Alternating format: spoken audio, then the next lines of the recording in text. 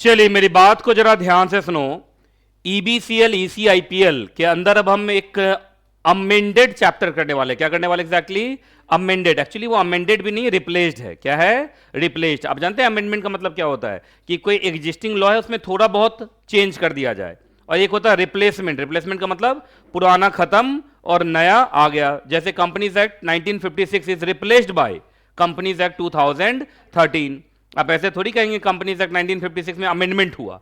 अरे companies act 1956 is replaced by companies act 2013। तो same इसी ढंग से यहां पे है। जो आज मैं आप लोग को पढ़ाने वाला हूं एफटीपी। क्या पढ़ाने वाला हूं?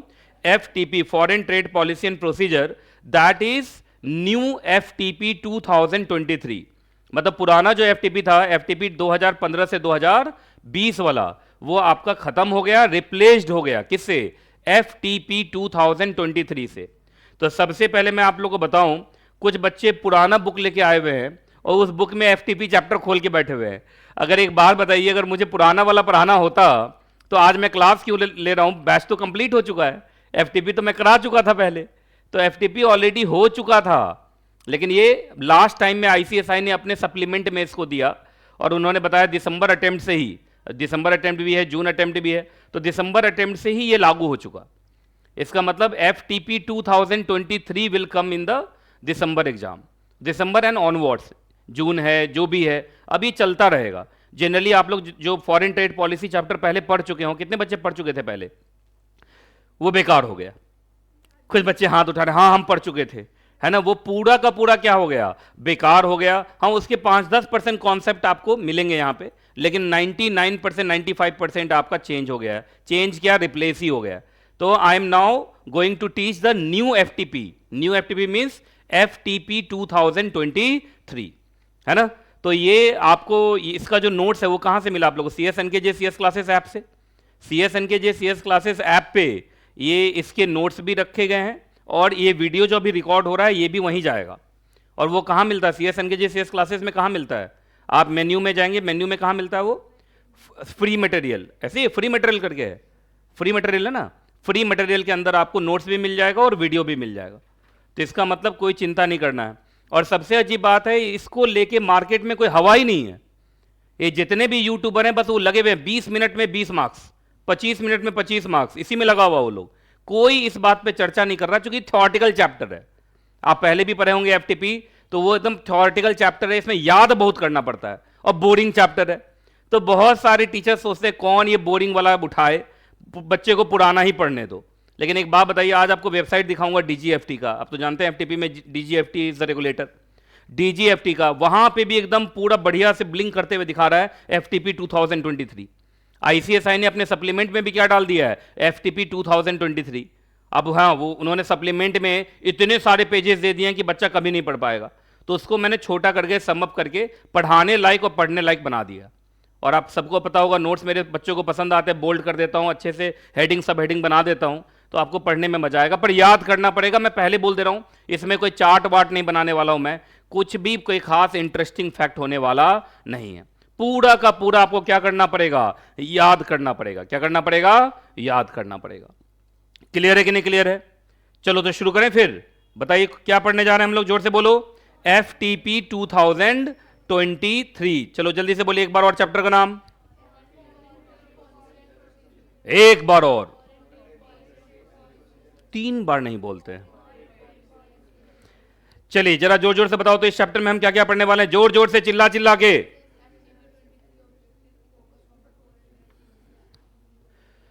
जो बोल रहा है वो बहुत खूब है, जो नहीं बोल रहा वो बेवकूफ है।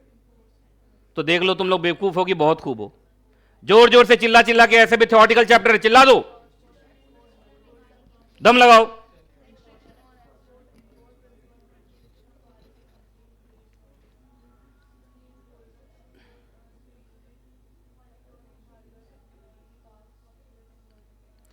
पढ़ लिया? अब एकदम थ्योरेटिकल चैप्टर मैं पहले बोल दे रहा हूं, ठीक है। चलिए जी शुरू करते हैं। एक बात बताइए, सबसे पहले इस चैप्टर के अंदर, इस एक्ट के अंदर, एक्चुअली एक्ट क्या पॉलिसी है, पर पॉलिसी भी तो किसी एक्ट के अंदर ही बनता है। तो इस एक्ट के अंदर, इस चैप्टर के अंदर मैं सेंट्रल गवर्नमेंट बोलूं, इसका मतलब ministry of commerce and industry, government of India. Clear है जी?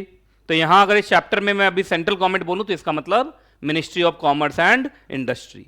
आइए जी चलिए शुरू करते हैं। सबसे पहले देखिए फॉरेन ट्रेड पॉलिसी हम बाद में पढ़ेंगे, पहले हम ये देखते हैं कि जो फॉरेन ट्रेड पॉलिसी उसका लीगल बेसिस क्या है। क्या लीगल बेसिस क्या है? जैसे फॉर एग्जांपल तुम लोग फेमा पढ़े हो, तो वहां बनाया जाता है फॉरेन एक्सचेंज पॉलिसी। क्या बनाया जाता है? Foreign exchange policy. पर फॉरेन एक्सचेंज पॉलिसी कहां है? फेमा में आता है। तो एक्ट हुआ ना भाई, फेमा एक एक्ट हुआ ना। उसी तरीके से आपने देखा होगा आपका वहां पे बनता है एग्जैक्टली एफडीआई पॉलिसी। तो एफडीआई पॉलिसी भी तो फेमा के अंदर अमेंडमेंट के तौर पे ही आता है। इसी तरीके से कंज्यूमर पॉलिसी बनाया जाता है तो कोपरा में कंज्यूमर प्रोटेक्शन एक्ट के अंदर आता है। तो एक्ट तो चाहिए ना भाई, अगर एक्ट नहीं रहेगा तो उसका लीगल इंप्लीकेशन थोड़ी हो पाएगा। तो सिर्फ पॉलिसी बनाने से नहीं होगा, पॉलिसी को आपको कौन सा रूप देना पड़ेगा? कानूनी रूप। और कानूनी रूप देने के लिए आपको एक कानून चाहिए। तो बताइए सबसे पहले अगर मैं आपसे पूछूं legal basis of foreign trade policy तो क्या है? That is FTDRA, short form में FTDRA। क्लियर है? और देखिए इसका कितना बढ़िया नाम है, एक एक्ट जिसका ऑब्जेक्टिव है फॉरेन ट्रेड को, किसको? फॉरेन ट्रेड को डेवलप करना और रेगुलेट करना। अब फॉरेन ट्रेड क्या होता है सर? तो फॉरेन ट्रेड होता है एक्सपोर्ट एंड इंपोर्ट। ये तो एक अच्छी बात है, कस्टम भी मैंने तुम लोग को पढ़ाया।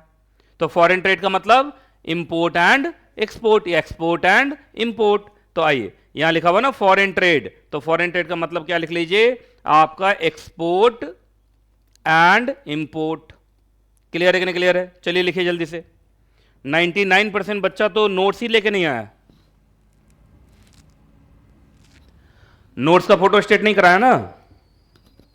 कि कराया?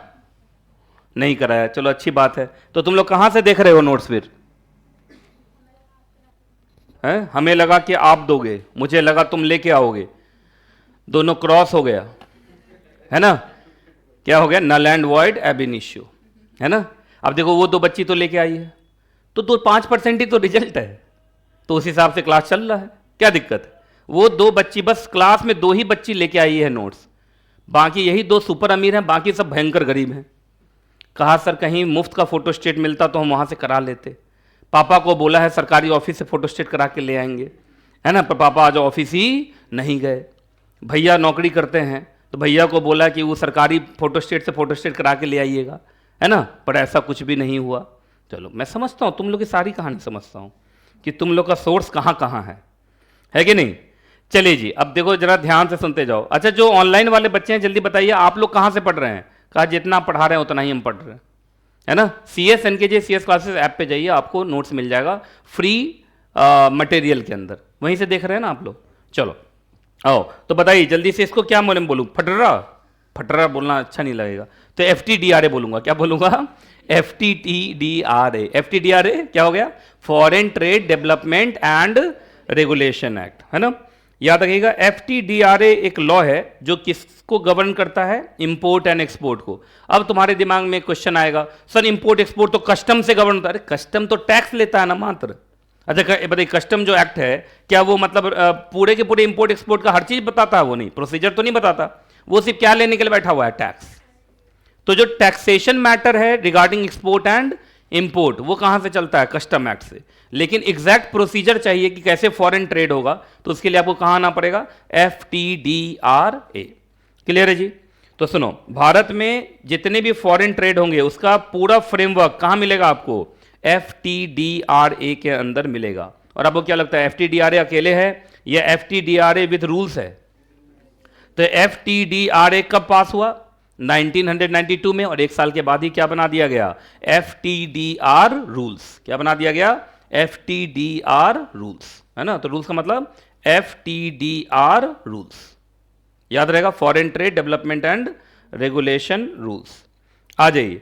अच्छा एक बात बताइए, फॉरेन ट्रेड पॉलिसी बनेगा FTDRA के अंदर, तो FTDRA के अंदर फॉरेन ट्रेड पॉलिसी को बनाना है कि नहीं, ये किसका काम है? सेंट्रल गवर्नमेंट का काम है। किसका काम है? Central government.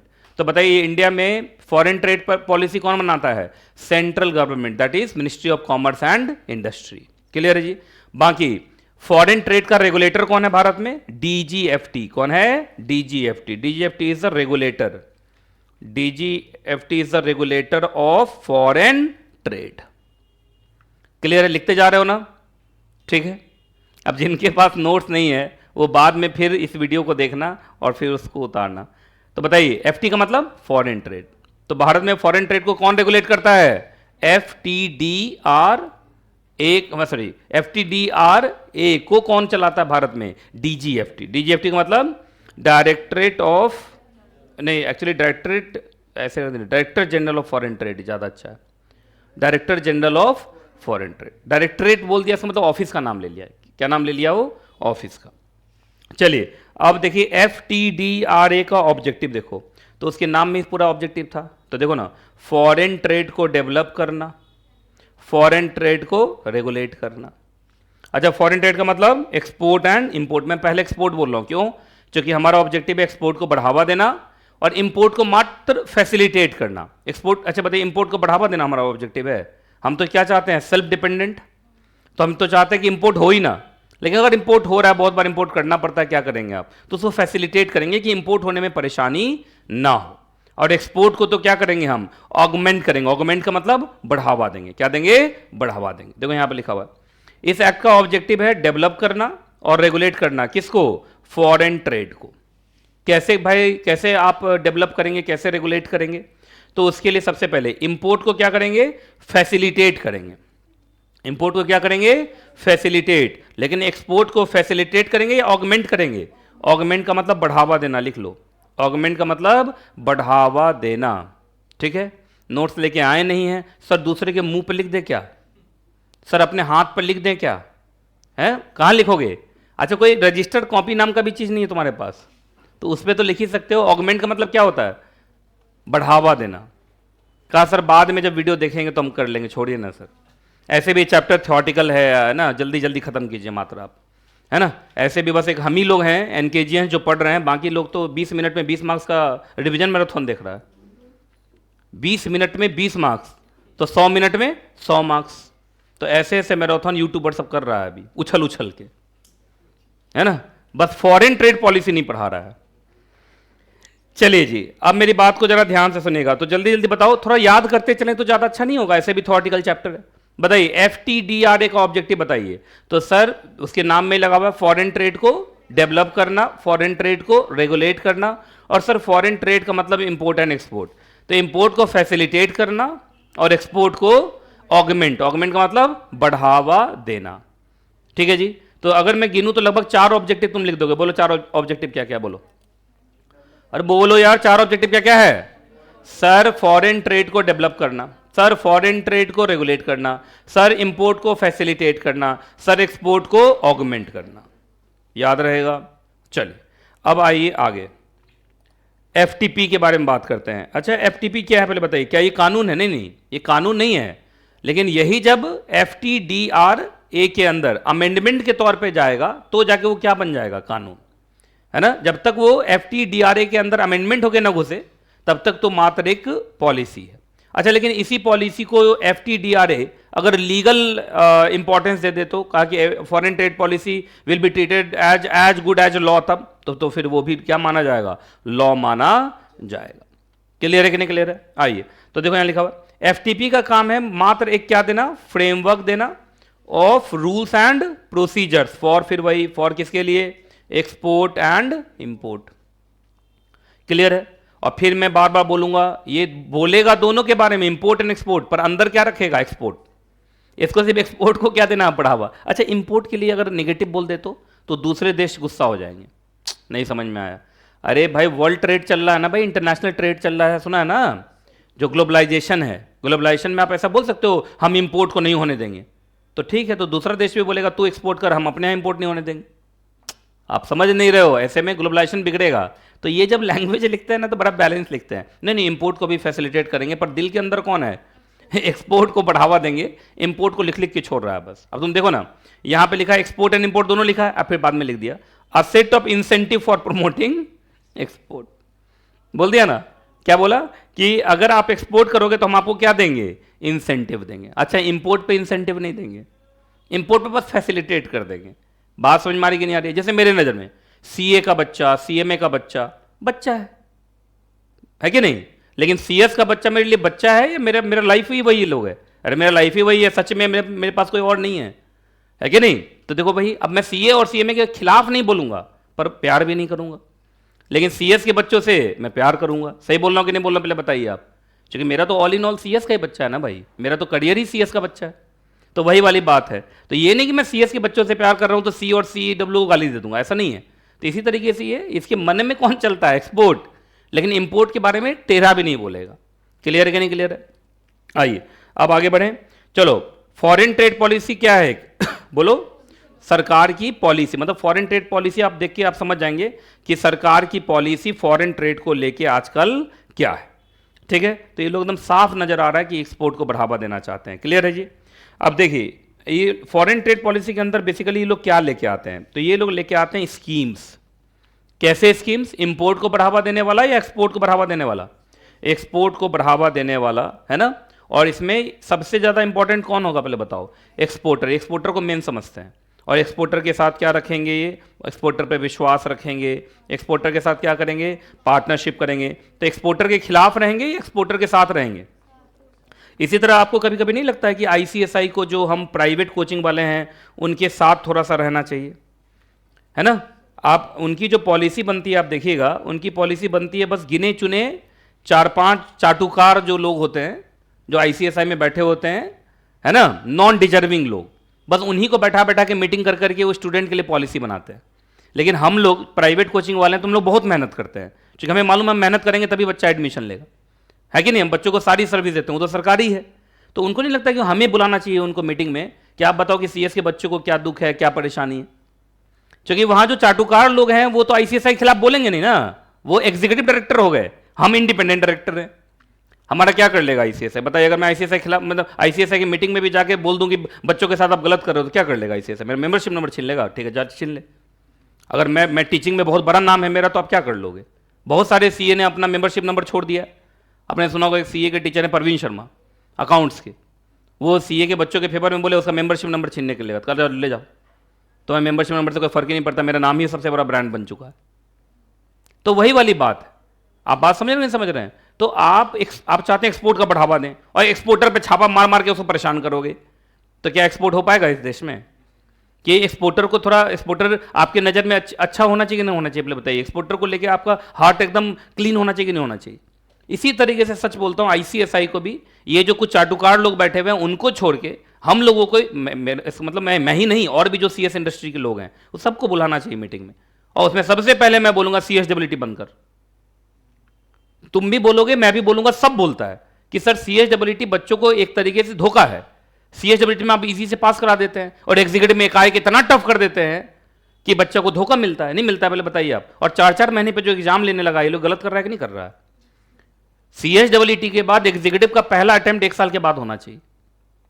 लेकिन लोग पूरा पैसा कमाने का एक जरिया बना रखा है कि जल्दी जल्दी एग्जाम लो, जल्दी जल्दी एडमिशन लो, बच्चे को फेल करो, 1200 रुपये तो आ ही रहा है। पर यही कर रहे हैं कि नहीं कर रहे हैं? पहले बताइए। अब चक्कर है, बच्चा लालच में आ जाता है। वो 6 महीने में, अभी बताओ इसी क्लास में कुछ बच्चा ऐसा है जो 6 महीने में दोनों मॉड्यूल देने के लिए तैयार है। अब जो बच्चा दोनों मॉड्यूल देने के लिए तैयार है, उसको फ्रस्ट्रेशन हो रहा है कि नहीं हो रहा? अच्छा, वही 1 साल में, अगर अटेम्प्ट ही 1 साल में आना होता तो फ्रस्ट्रेट नहीं होता। 6 महीने में कोर्स कंप्लीट कर लेता, 6 महीने घर में बैठा रहता। छोड़ो ना, 9 महीने में भी कोर्स कंप्लीट करता तो 2-2 बार पढ़ लेता जो पहले होता था।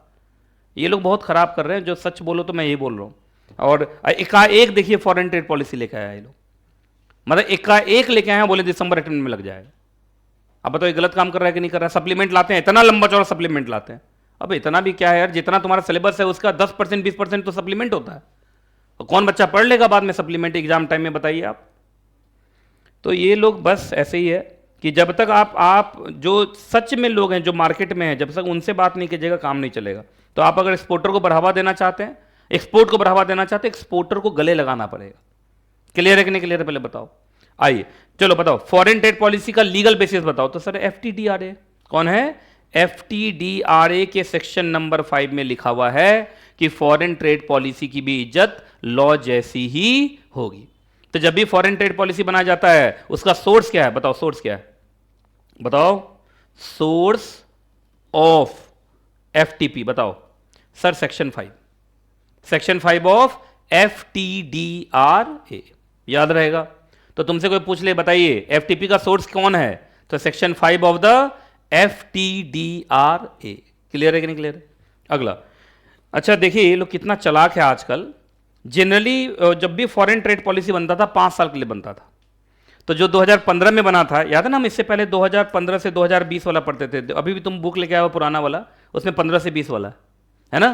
तो 15 से 20 वाला 20 में खत्म हो गया, और अभी क्या चल रहा है 23। 3 साल तक ये लोग बैठे रहे, मतलब इनको 20 में पॉलिसी चेंज नहीं करना था, पर 20 में तो कोरोना चेंज कर दिया सब कुछ।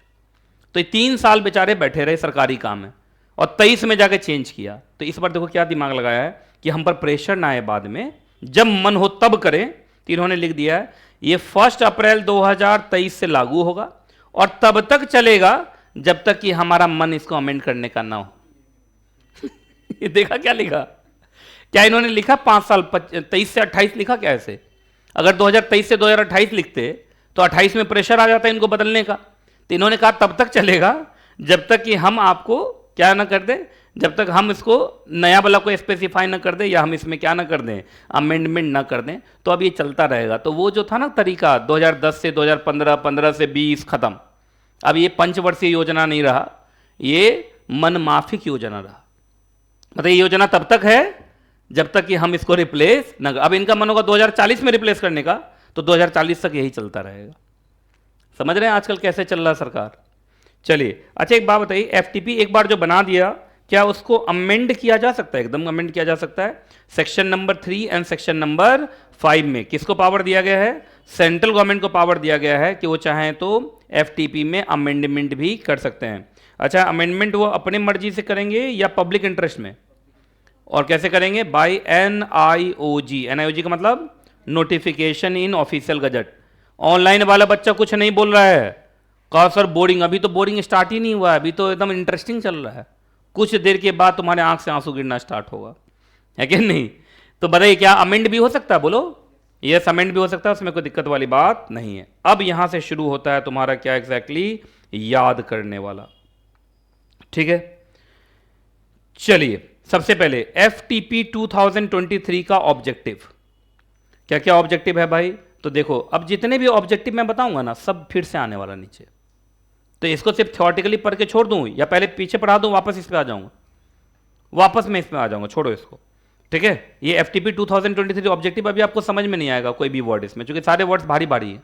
तो मैं सीधा यहां से शुरू करता हूं। यहां से शुरू करें, फोकस ऑफ एफटीपी। वो जितनी चीजें ऑब्जेक्टिव होंगी उसी को ना अचीव किया होगा नीचे, और नीचे जो अचीव करता हुआ दिखा दूंगा तो उसको मैं पूरे अच्छे से पढ़ाऊंगा। तो आइए जल्दी बताओ, हेडिंग बोलो, हेडिंग बोलो, जोर से हेडिंग बोलो यार, या इसका दूसरा बोलो, की हाइलाइट्स ऑफ एफटीपी 2023। ऑनलाइन वाला बच्चा एकदम कमेंट नहीं कर रहा है कुछ भी। चलिए, सबसे पहले बताइए एफटीपी का मेन फोकस क्या है? एक्सपोर्ट को क्या करना? एक्सेलरेट करने का मतलब बढ़ावा देना। एक्सपोर्ट में क्या लाना? तेजी। क्या लाना? तेजी। चलिए, अब तेजी कैसे आएगा एक्सपोर्ट में भाई? तो सुनिए, पहला कुछ स्कीम लाए जाएंगे, कुछ स्कीम ऐसे लाए जाएंगे जो आपको क्या करेगा एग्जैक्टली, जो टैक्सेशन है, टैक्स वैक्स है, उससे क्या कर देगा? एग्जेम्प्ट कर देगा। और कुछ ऐसे स्कीम लाए जाएंगे जिसमें कुछ टैक्सेस क्या होंगे? माफ हो जाएंगे। क्या हो जाएंगे? माफ हो जाएंगे। इनडायरेक्ट टैक्सेस ना, अब डायरेक्ट टैक्सेस का तो क्या ही मतलब है, आप जानते हो डायरेक्ट टैक्सेस तो छोड़ता नहीं है ये लोग, इनकम टैक्स। तो किसी इनकम होगा तो टैक्स देना ही पड़ेगा। ये लोग बस इनडायरेक्ट टैक्स, इनडायरेक्ट टैक्स में क्या छोड़ देंगे? Custom and GST. और यही तो होता है ना यार, कस्टम एंड जीएसटी। तो ये बहुत बार क्या करेंगे आपको? एग्जेम्प्ट। एग्जेम्प्ट का मतलब क्या होता है? एग्जेम्प्ट का मतलब जाइए भाई आपको देना ही नहीं है। दूसरे बार क्या हो गया कि देना बनता था, बाद में हमने माफी दे दी। बाद में हमने क्या दे दी? माफी दे दी। क्लियर है जी? चलो अब आओ इसमें कैसे कैसे होता है, एकदम लाइन बाय लाइन देखो। आ गया? अगर तुम ऑब्जेक्टिव वाइज देखोगे तो नंबर 1 में ऑब्जेक्टिव में यही लिखा हुआ आया था, है ना? यही आया था कि नहीं आया था पहले बताओ? लेकिन इसी में यहां वहां देखिए एक लाइन था, यहां कितना हो गया एग्जैक्टली? 4 लाइन। चलो जल्दी से हेडिंग बोलो। अब ये थोड़ा सा यहां से थ्योरेटिकल होगा, ठीक है? की वर्ड्स को देखना और याद करना पड़ेगा तुम लोग प्रॉपर। चलो पहले बोलो, तुम लोग बोलोगे ज्यादा अच्छा। बोलो फर्स्ट पॉइंट क्या है? पहले जरा पेज उल्टा के देखो तो कितने पॉइंट्स है, 1 2 करके कितना गया हुआ है देखो तो। क्या मजाक उड़ा रहे हैं आप हमारा? हम नोट्स लेके नहीं आए तो जो लेके आए 1 2 करके कितना पॉइंट पहुंचा है? 8। तो सब मिला के कितने हैं मोटे मोटे तौर पे? 8। तो ऐसे लिख लो तो 8। कितने की हाइलाइट्स हैं? 8।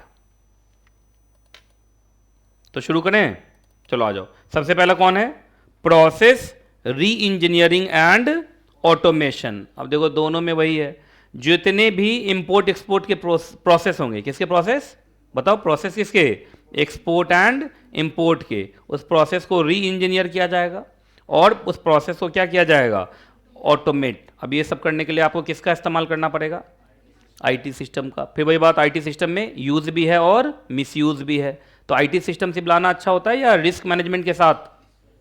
अरे बोलो, रिस्क मैनेजमेंट के साथ ही ना। क्लियर है कि नहीं क्लियर है? तो इसमें आपको किससे कोलैबोरेट करना पड़ेगा? Technology interface and principles of collaboration. चलो दूसरा बताओ। अरे बोलते जाओ जल्दी। टाउन ऑफ, हाँ तो एकदम नाम से समझ में आ गया। कुछ टाउन्स ऐसे हैं जहां से एक्सपोर्ट ज्यादा हो रहा है ना? तो सबसे पहले ये लोग क्या करते हैं, जरा ध्यान से सुनना जो मैं बोल रहा हूं। जैसे मान लीजिए फॉर एग्जांपल, इधर देखो, मान लो फरीदाबाद है, मान लो क्या है? फरीदाबाद। अब फरीदाबाद एक सिटी है मान लो, उस सिटी में बहुत सारे फैक्ट्रीज लगे हुए हैं। बहुत सारे क्या लगे हुए हैं? फैक्ट्रीज। हाँ, ये फैक्ट्रीज ऐसे हैं, ये ऐसे गुड्स बना रहे हैं जो गुड्स भारत में तो बिकते हैं पर ज़्यादातर क्या होते हैं? एक्सपोर्ट होते हैं भारत के बाहर।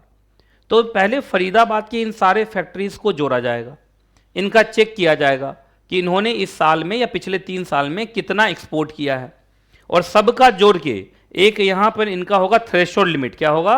Threshold limit. अगर वो थ्रेशोल्ड लिमिट पार कर जाते हैं, वो थ्रेशोल्ड लिमिट क्या कर जाते हैं? पार, तो फिर फरीदाबाद को क्या डिक्लेयर कर दिया जाएगा? Town of export excellence.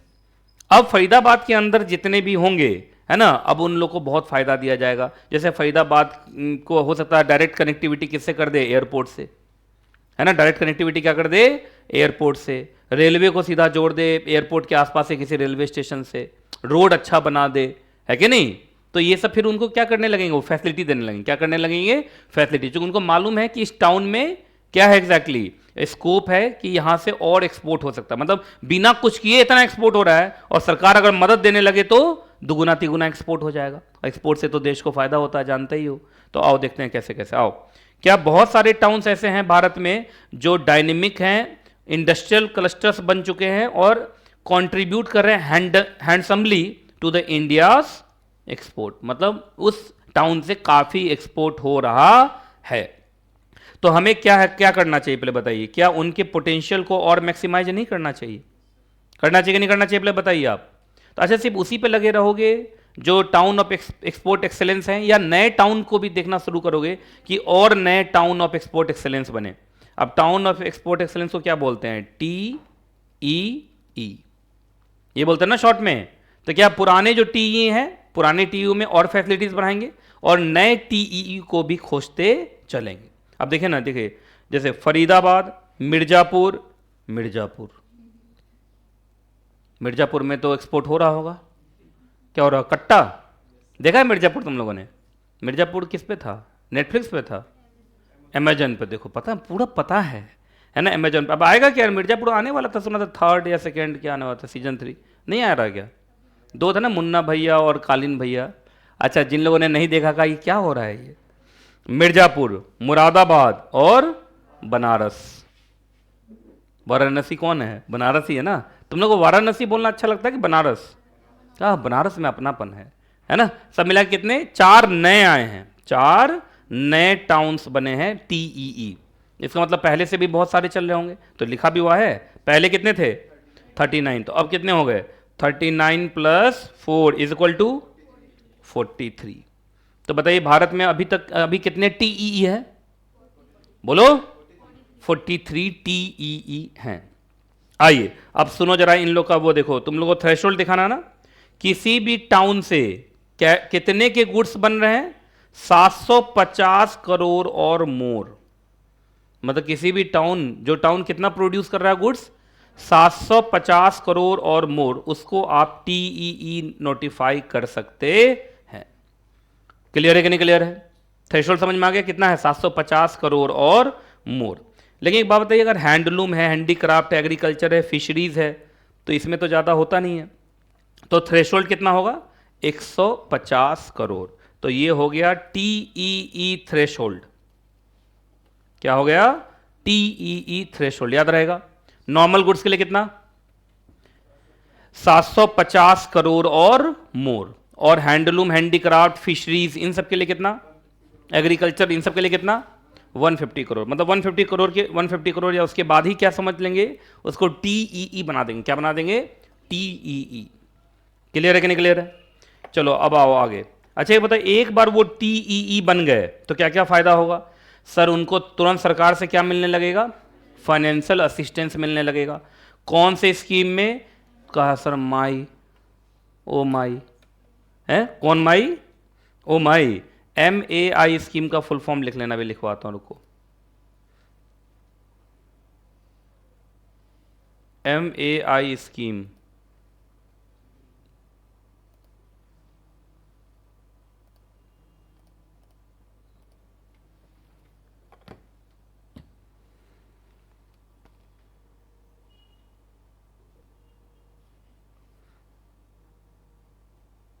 ठीक है। क्या है? MAI scheme. क्लियर है? अब MAI स्कीम का मतलब क्या है ये लिख लेना फुल फॉर्म। MAI स्कीम ना, फुल फॉर्म लिखो। मार्केट एक्सेस इनिशिएटिव स्कीम, जल्दी लिखो। Market access initiative scheme.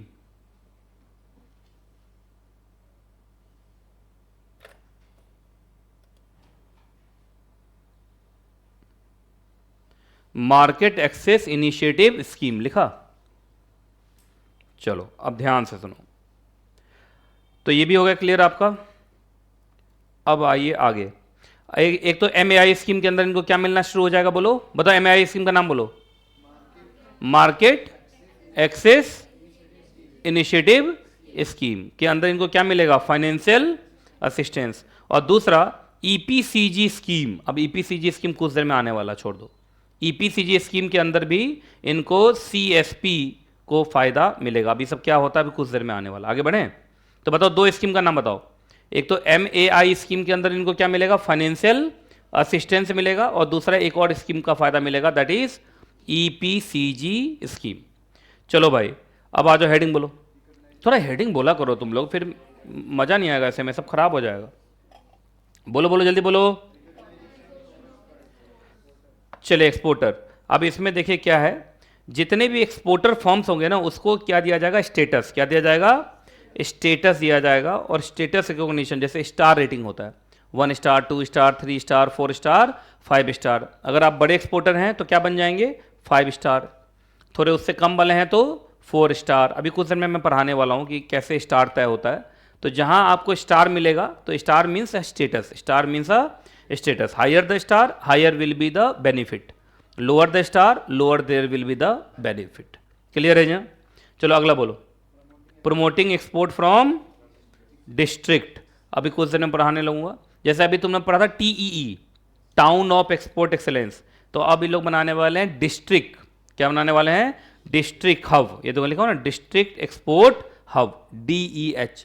तो ये डिस्ट्रिक्ट लेवल पे चेक कर रहे हैं आप। कौन से लेवल पे चेक कर? पहले टाउन लेवल पे था, अब किस लेवल पे चेक कर रहे हैं? डिस्ट्रिक्ट लेवल पे ये चेक कर रहे हैं।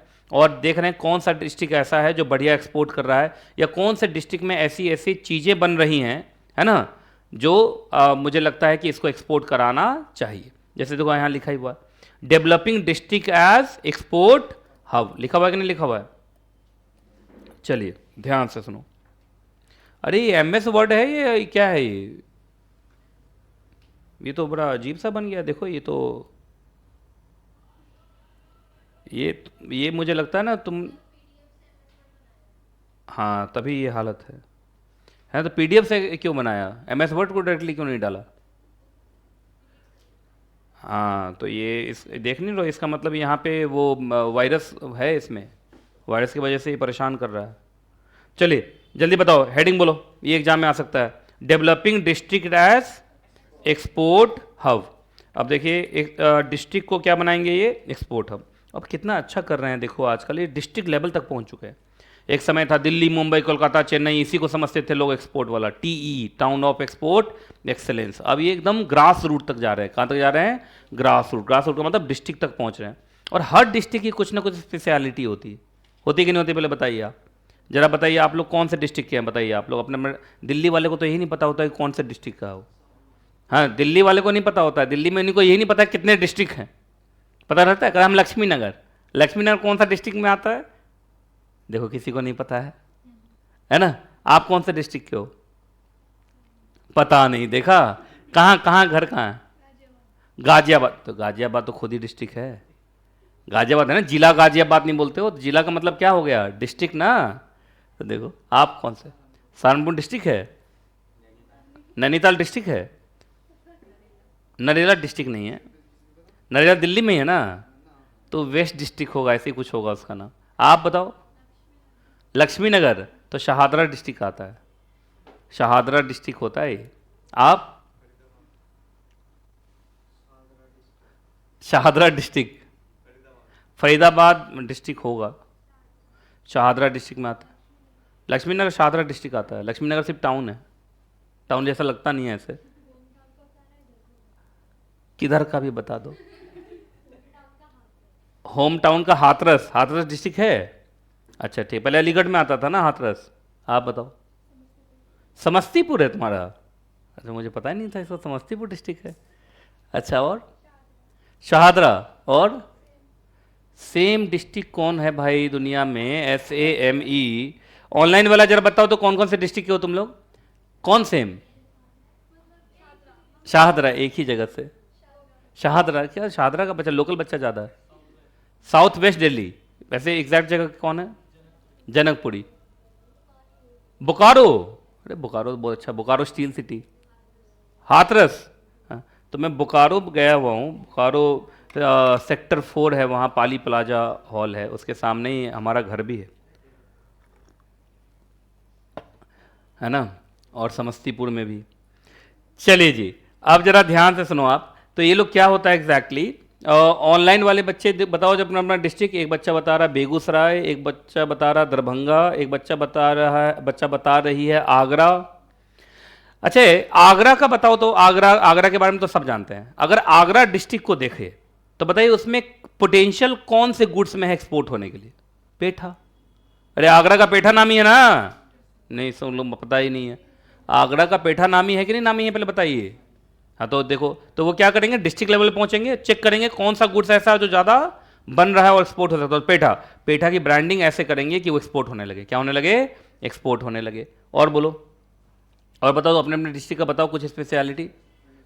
फर्नीचर कहाँ का, सहारनपुर का फर्नीचर नामी है, तो फर्नीचर को पकड़ लेंगे। और बताओ का हमारे यहाँ कुछ भी नामी नहीं है सर, हमारे यहाँ गुंडई, गुंडा सब नामी हमारे यहाँ हैं। बोलो अपने अपने डिस्ट्रिक्ट का स्पेशलिटी बताओ। जिसका दरभंगा है, दरभंगा के डिस्ट्रिक्ट का ना वो मखाना, समझते हैं मखाना, मखाना वहाँ से एक्सपोर्ट होता है। जैसे अगर आपका घर मुजफ्फरपुर होता तो लीची, आपने सुना होगा लीची वहाँ से एक्सपोर्ट होता है। अब हम मालूम लीची एक्सपोर्ट होने लगा है। और बताओ, क्या तुम लोग, हमें मालूम ही नहीं है हमारे यहाँ क्या है क्या, हींग कहाँ का है, हींग हाथरस का हींग ज़्यादा नामी है, तो ठीक है, तो फिर हींग हो गया। आप समझ रहे हो जो मैं बोलना चाह रहा हूँ। तो ये डिस्ट्रिक्ट लेवल पे पहुंचेंगे, आइडेंटिफाई करेंगे, क्या आइडेंटिफाई करेंगे, गुड्स। और जो गुड्स में इनको पोटेंशियल दिखाई देगा किसका, एक्सपोर्ट का, फिर उसके लिए क्या बनाएंगे, पॉलिसी कि एक्सपोर्ट हो, क्या हो, एक्सपोर्ट। चलो जल्दी जल्दी बताओ क्या क्या लिखा हुआ है, पहले कहाँ लिखा हुआ है बताओ तो, आइडेंटिफाई वाली बात कहाँ लिखी हुई है, बोलो जल्दी। सबसे पहले ये प्रोडक्ट एंड सर्विसेज क्या करेंगे, आइडेंटिफाई करेंगे। क्या चेक करेंगे, एक्सपोर्ट पोटेंशियल, मतलब कौन कौन से प्रोडक्ट में और कौन कौन से सर्विस में क्या है, एक्सपोर्ट पोटेंशियल है। और फिर उसको, उसके लिए ढूंढेंगे, क्या ढूंढेंगे, बायर्स आउटसाइड इंडिया।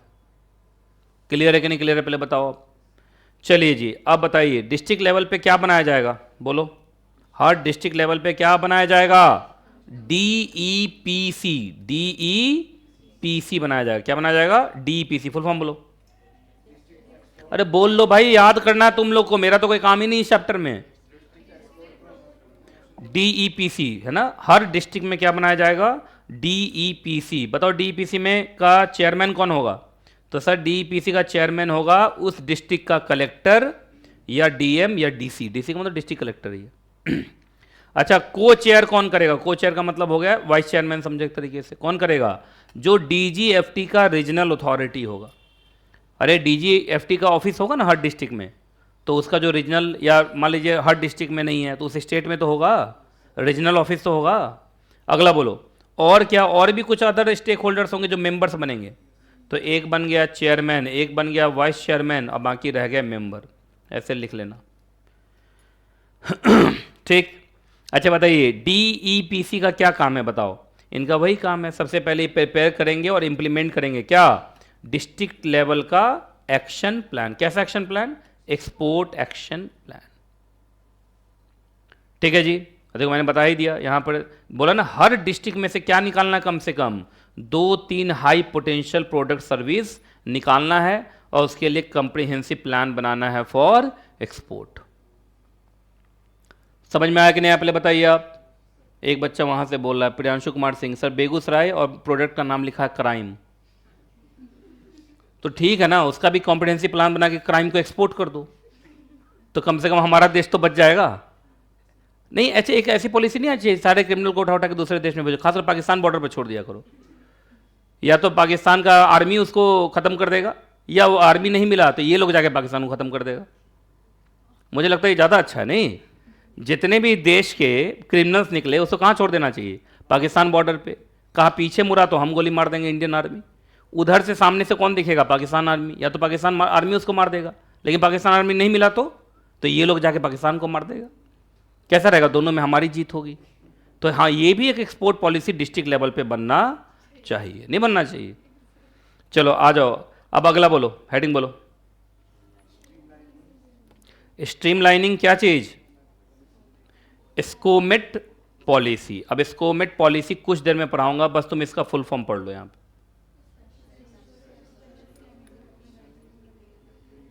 पढ़ लिया? चिंता मत करो, कुछ देर में आने वाला। तुम लोगों को पता नहीं है पर मुझे पता है, नोट्स मैंने ही बनाया।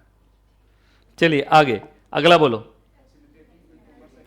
अरे जोर से बोलो यार, ऐसे काम नहीं चलेगा। E commerce. देखो भाई, आजकल तो तुम जानते हो, पता ई कॉमर्स में जनरली क्या होता है? सुनो, ये हो गया, ये हो गया, ये हो गया, ये हो गया, है ना? ई कॉमर्स हब बनाए जाएंगे। अब समझो ये सब क्या होता है ई कॉमर्स का। ई का मतलब इलेक्ट्रॉनिक। आजकल आपने सुना होगा कि दूसरे देश देश का जो है, जैसे कंपनी है मान लो इंग्लैंड में, पर वो हिसाब किताब बनवाती है भारत से। आपने सुना होगा पेरोल, आपने सुना होगा बीपीओ, बिजनेस प्रोसेस आउटसोर्सिंग। आपको मालूम है हिसाब किताब वो हम लोग से करवाते हैं। क्यों? क्योंकि उनके यहाँ जो हिसाब किताब करने वाला है वो बहुत महंगा है। हमारे यहाँ चीप लेबर है ना भारत में। एक तो चीप लेबर है, ऊपर से टैलेंट बहुत है। नहीं समझे? तो आपने सुना बिजनेस प्रोसेस आउटसोर्सिंग में क्या होता है? क्या लगता है बीपीओ में क्या होता है? पहले बताओ। बीपीओ का तुम क्या समझते हो? कॉल सेंटर समझते हो बीपीओ को? बीपीओ का मतलब सिर्फ कॉल सेंटर होता है? कॉल सेंटर में क्या होता है?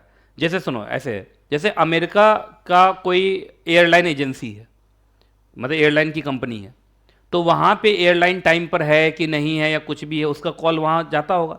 तो वो लोग अपने एम्प्लॉय को नहीं रखते हैं कॉल उठाने के लिए, उसको डाइवर्ट किए रहते हैं भारत में। तो कॉल कहाँ आता है? भारत में। नहीं समझे? बात समझ में आ रहा है? क्योंकि वो अपने यहाँ स्टाफ रखेंगे तो वहाँ उन लोग का लेबर लॉ इतना स्ट्रिक्ट है कि एक स्टाफ को रखना इतना महंगा पड़ जाता है कि क्या बताएं।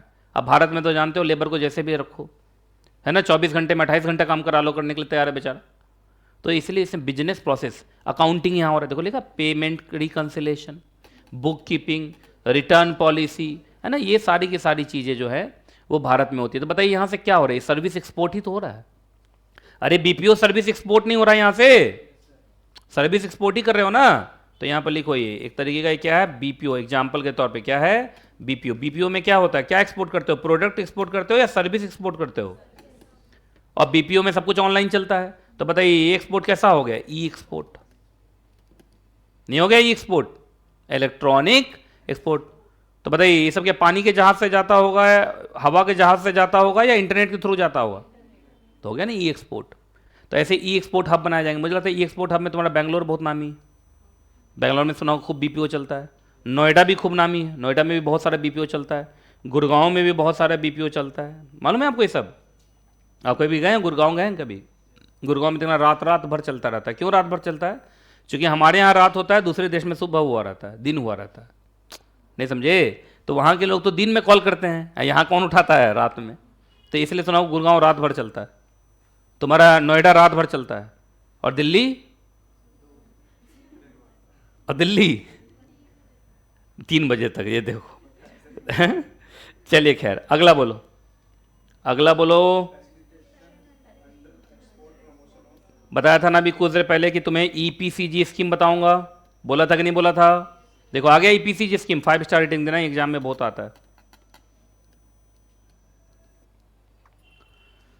5 स्टार रेटिंग दीजिए जल्दी से। कौन सा स्कीम? ईपीसीजी, फुल फॉर्म बोलो ईपीसीजी का। Export promotion of capital goods scheme. अब पहले कहानी के तौर पे इस स्कीम के बारे में बता दूं? बोलो बोलो जल्दी, बोलो जल्दी बोलो। चलो अब तुम फुल फॉर्म बोलना, पहले बोलो। ई का मतलब, पी का मतलब क्या, उसके बाद क्या है? सी जी, कैपिटल गुड्स का एक्सपोर्ट प्रमोशन है। इसका मतलब क्या है पहले सो सुनिए, इधर सुनो। इसमें क्या होगा जरा ध्यान से सुनिएगा जो मैं बोल रहा हूं। देखो जैसे मान लीजिए ये हमारा देश है,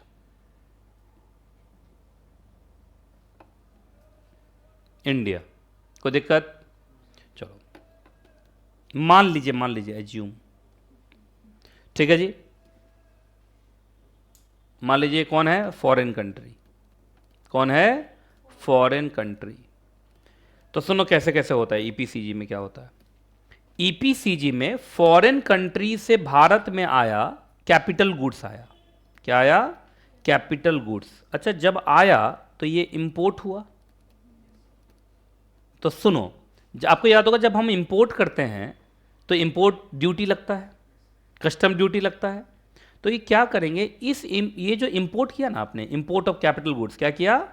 इंपोर्ट ऑफ कैपिटल गुड्स, इसी पर लगा देंगे ईपीसीजी स्कीम लगाएंगे, और ईपीसीजी स्कीम लगा के आपको ये कर देंगे ड्यूटी फ्री। जैसे क्या कर देंगे? Duty free. अब बोलोगे सर ड्यूटी फ्री क्यों कर दिए? वो इसलिए ड्यूटी फ्री किए कि तुम पहले ये कैपिटल गुड्स भारत में लाओ, हम आपसे टैक्स नहीं लेंगे। टैक्स का मतलब क्या नहीं लेंगे? जैसे जीएसटी अगर लग रहा हो जीएसटी नहीं लेंगे, कस्टम लग रहा होगा तो कस्टम नहीं लेंगे। पर ये कैपिटल गुड्स, मान लीजिए यहाँ पे ये कैपिटल गुड्स आ गया, इस कैपिटल गुड्स का इस्तेमाल करो भारत में। क्या करो? इस्तेमाल करो, यूज। क्या करो? यूज। और यूज करके तुम इससे एक्सपोर्ट करो। तुम इससे क्या करो? एक्सपोर्ट करो। पहले यूज कीजिए भारत में, इसको क्या कीजिए? यूज। यूज करके अब आप इससे क्या कीजिए? एक्सपोर्ट कीजिए। बात समझ में आ गई? आप क्या कीजिए? एक्सपोर्ट। तो बताइए यहां जो ड्यूटी फ्री किया गया वो इस लालच में किया गया कि इस कैपिटल गुड्स का इस्तेमाल होकर क्या होगा? एक्सपोर्ट होगा। अब जिसके पास नोट्स है थोड़ा पढ़ो तो, कि आगे जाके लिखा होगा कि कितना टाइम्स एक्सपोर्ट चाहिए। कहीं लिखा होगा ईपीसी स्कीम में हमें इतने टाइम्स का एक्सपोर्ट चाहिए, 6 गुना 7 गुना ऐसे कुछ लिखा होगा। जिनके पास नोट्स है कहीं लिखा होगा कि हमें एक्सपोर्ट इतना गुना चाहिए, 6 टाइम 7 टाइम, कितना? 6 टाइम्स। अब सुनना, इधर सुनना, इधर देखो, इधर देखो, मेरी तरफ देख लो, पहले समझ लो अच्छे से। देखो जैसे ड्यूटी फ्री किया, मान लो इस पर ड्यूटी लगता था 5 लाख, तो 5 लाख रुपए का ड्यूटी फ्री हुआ, मतलब 5 लाख का ड्यूटी बनता था। मतलब ये जो कैपिटल गुड्स इंपोर्ट किए, अगर उस पर ईपीसीजी स्कीम ना लगाया गया होता तो तुम्हें कितना रुपया देना पड़ता? 5 लाख का कस्टम ड्यूटी देना पड़ता। 5 लाख का क्या देना पड़ता? कस्टम ड्यूटी देना था। लेकिन ये 5 लाख का कस्टम ड्यूटी फ्री हो गया। वो इस लालच में हुआ कि ये 5 लाख का कस्टम ड्यूटी जो तुम बचाए, उसका कितना मुझे चाहिए एक्सपोर्ट? 6 गुना एक्सपोर्ट चाहिए, है ना। तो बताइए 5 लाख का कितना गुना हो गया? 30 लाख। 30 लाख का एक्सपोर्ट करो, 30 लाख का क्या करो? एक्सपोर्ट करो। मतलब 30 लाख का बेनिफिट लाओ एक्सपोर्ट से। 30 लाख का एक्सपोर्ट नहीं, 30 लाख का एक्सपोर्ट बेनिफिट दो हमें। नहीं समझे? 30 लाख का क्या चाहिए? Export benefit. तो अगर तुम 30 लाख का एक्सपोर्ट बेनिफिट दे दिए तो फिर हम तुम्हारा वो ईपीसीजी स्कीम में 5 लाख छोड़ देंगे। कहा सर फिर फायदा क्या? और फायदा कैसे नहीं हुआ? खूब फायदा हुआ। आप समझे नहीं, एक्सपोर्ट करोगे तो तुम सिर्फ सरकार का फायदा कराते हो, अपना फायदा नहीं करोगे। और एक्सपोर्ट ड्यूटी तो जीरो होता है, तो एक्सपोर्ट पर तुमसे ड्यूटी थोड़ी ले रहे हैं हम। अरे भाई तुम 30 लाख का एक्सपोर्ट बेनिफिट दोगे तो बेनिफिट तुम ही तो लोगे, बस भारत को क्या मिला, फॉरेन करेंसी। नहीं समझे यार, तुम तो फॉरेन करेंसी जमा करके इंडियन करेंसी में बदल के अपना मौज कर रहे होगे ना, तो तुम्हारा भी फायदा देश का भी फायदा। तो 5 लाख छोड़ा किस नाम से, कि 5 लाख छोड़ रहा हूं, कैपिटल गुड्स को इंपोर्ट कर लो, उस कैपिटल गुड्स का भारत में यूज करो, और यूज करके अगले 6 साल में, देखो तो कितने साल में, 6 गुना, अगले 6 साल में export benefit in next 6 years दो मुझे। बात समझ में आया कि नहीं आप लोग बताओ, अब जल्दी से इसको उतारो। तो अब मैं स्टेप लिख दूं, कैसे कैसे स्टेप होगा, चलो स्टेप लिख देता हूं, तो गंदा हो गया। चलो सबसे पहले इंपोर्ट हुआ होगा, इंपोर्ट पे उन्होंने ड्यूटी तुमको छोड़ दिया होगा 5 लाख का। उसके बाद आपको बोला कि इस कैपिटल गुड्स का भारत में क्या कीजिए, इस्तेमाल करके आप क्या कीजिए, एक्सपोर्ट कीजिए। अब मुझे इतने का एक्सपोर्ट बेनिफिट दीजिए। समझ में आया कि नहीं आया पहले बताओ, ऑनलाइन वाले बच्चे ईपीसीजी स्कीम समझ में आया? अब मैं लाइन बाय लाइन पढ़ाऊंगा तो समझ में आ जाएगा। तो जितना आसान लग रहा था उतना आसान निकला नहीं है, अभी तो बहुत है, मुझे लगता है कितना पेज है अभी, तो आधा भी नहीं हुआ। अब बार बार पेज बोले जा रहे हैं और हम लोग फोटो स्टेट लेके आए नहीं।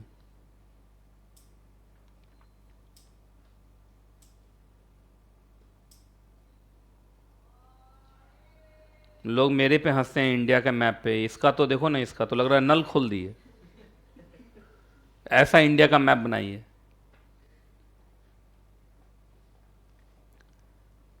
जल्दी जल्दी करो, छेती छेती करो, तारी और शिटो शिटो करो, डू फास्ट।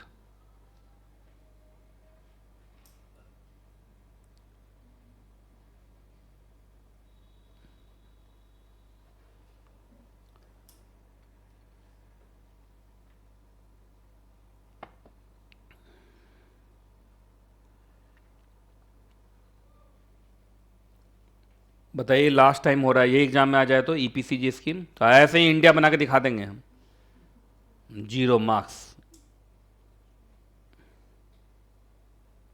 ये हैंडराइटिंग समझ में आ रहा है? अगर हैंडराइटिंग समझ में ना आए बगल वाले से पूछिए, बगल वाले को भी समझ में ना आए तो उसके बगल वाले से पूछिए, और उसको भी समझ में ना आए तो CS नीतीश कुमार जायसवाल से पूछिए। कौन है ये CS नीतीश कुमार जायसवाल, कहाँ से आता है? कल मॉड्यूल फर्स्ट में एक बच्चा बोला मेट्रो से आता है। चलिए हो गया, हटाऊं? Step number 1, step number 2, step number 3, step 4, step 5, 5 step में मैंने पूरा ईपीसीजी स्कीम तुम्हारे सामने रख दिया। अब उसको लाइन बाय लाइन पढ़ेंगे, क्योंकि लाइन बाय लाइन पढ़ना is very important, very very important.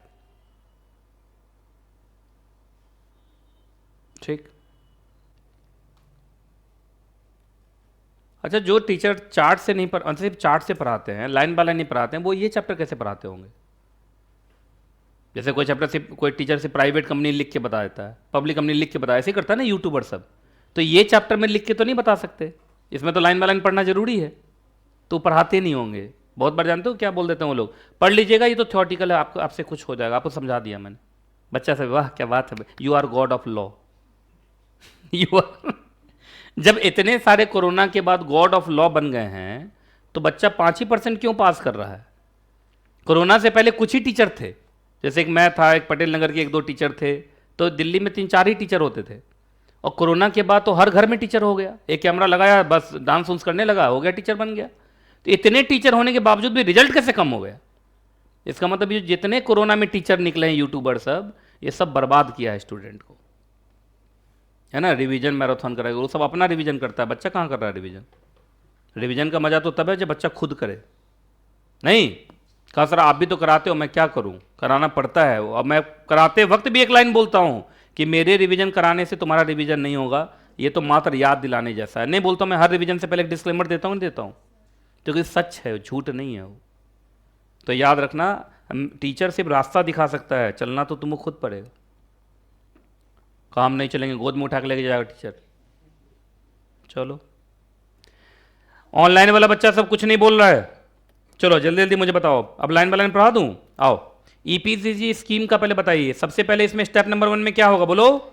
Import of capital goods को ये क्या करेंगे? फैसिलिटेट। कैसे करेंगे फैसिलिटेट? इंपोर्ट ड्यूटी छोड़ देंगे। अरे यही करेंगे ना। चलो अब इनके इनके मन में क्या चल रहा है कि कैपिटल गुड्स आने दो। अरे कैपिटल गुड्स मतलब प्लांट एंड मशीनरी, ये सब। तो ये सब आएगा तो भारत में क्या चलेगा?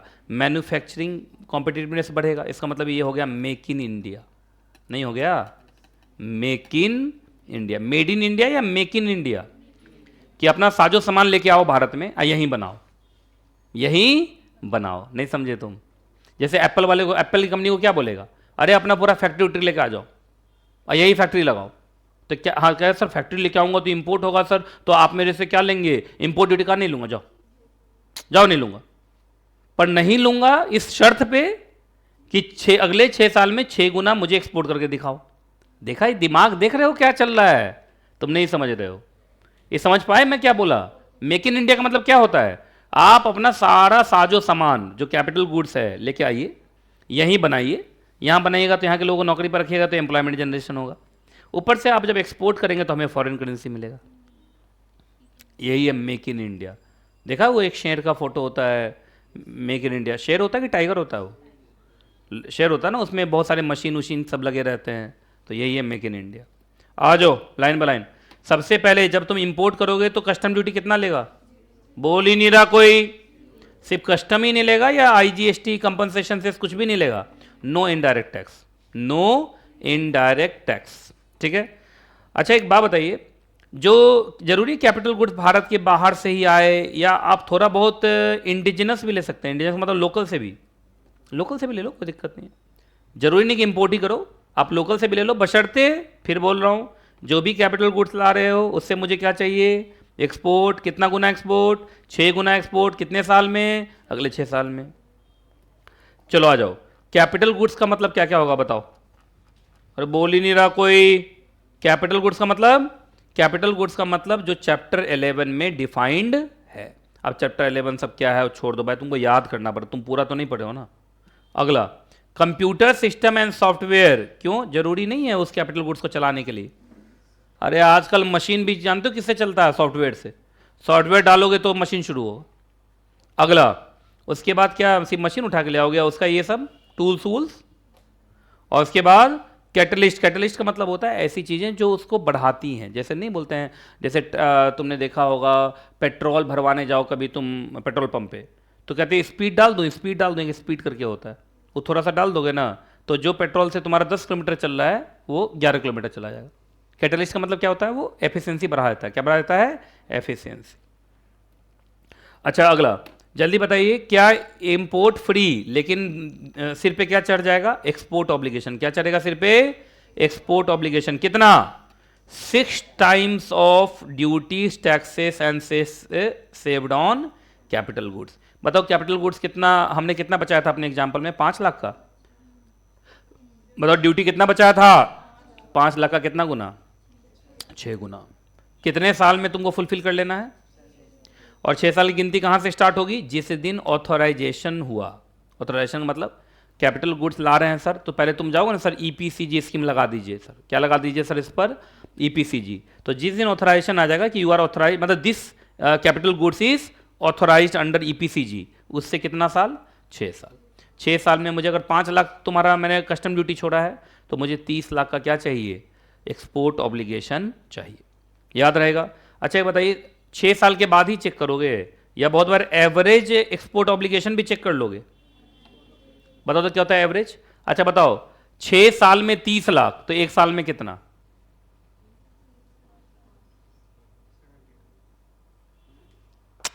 अरे 6 साल में 30 लाख तो 1 साल में कितना? 5 लाख। तो एवरेज 5 निकला ना, तो एवरेज भी चलेगा। अच्छा सुनो, ऐसे इन लोगों ने किया है, तो देखो इसने पहले में किया था 3 और दूसरे में किया था 7, तो एवरेज तो आ ही गया। 2 साल में एवरेज तो 5 ही आ रहा है। नहीं समझ में आया इन लोग? तो एवरेज भी चेक हो जाता है, उसमें कोई दिक्कत वाली बात नहीं। चलिए जी अगला, और एक बात याद रखिए ना, जो भी ऑथराइजेशन मिलेगा इंपोर्ट के लिए, किसके लिए?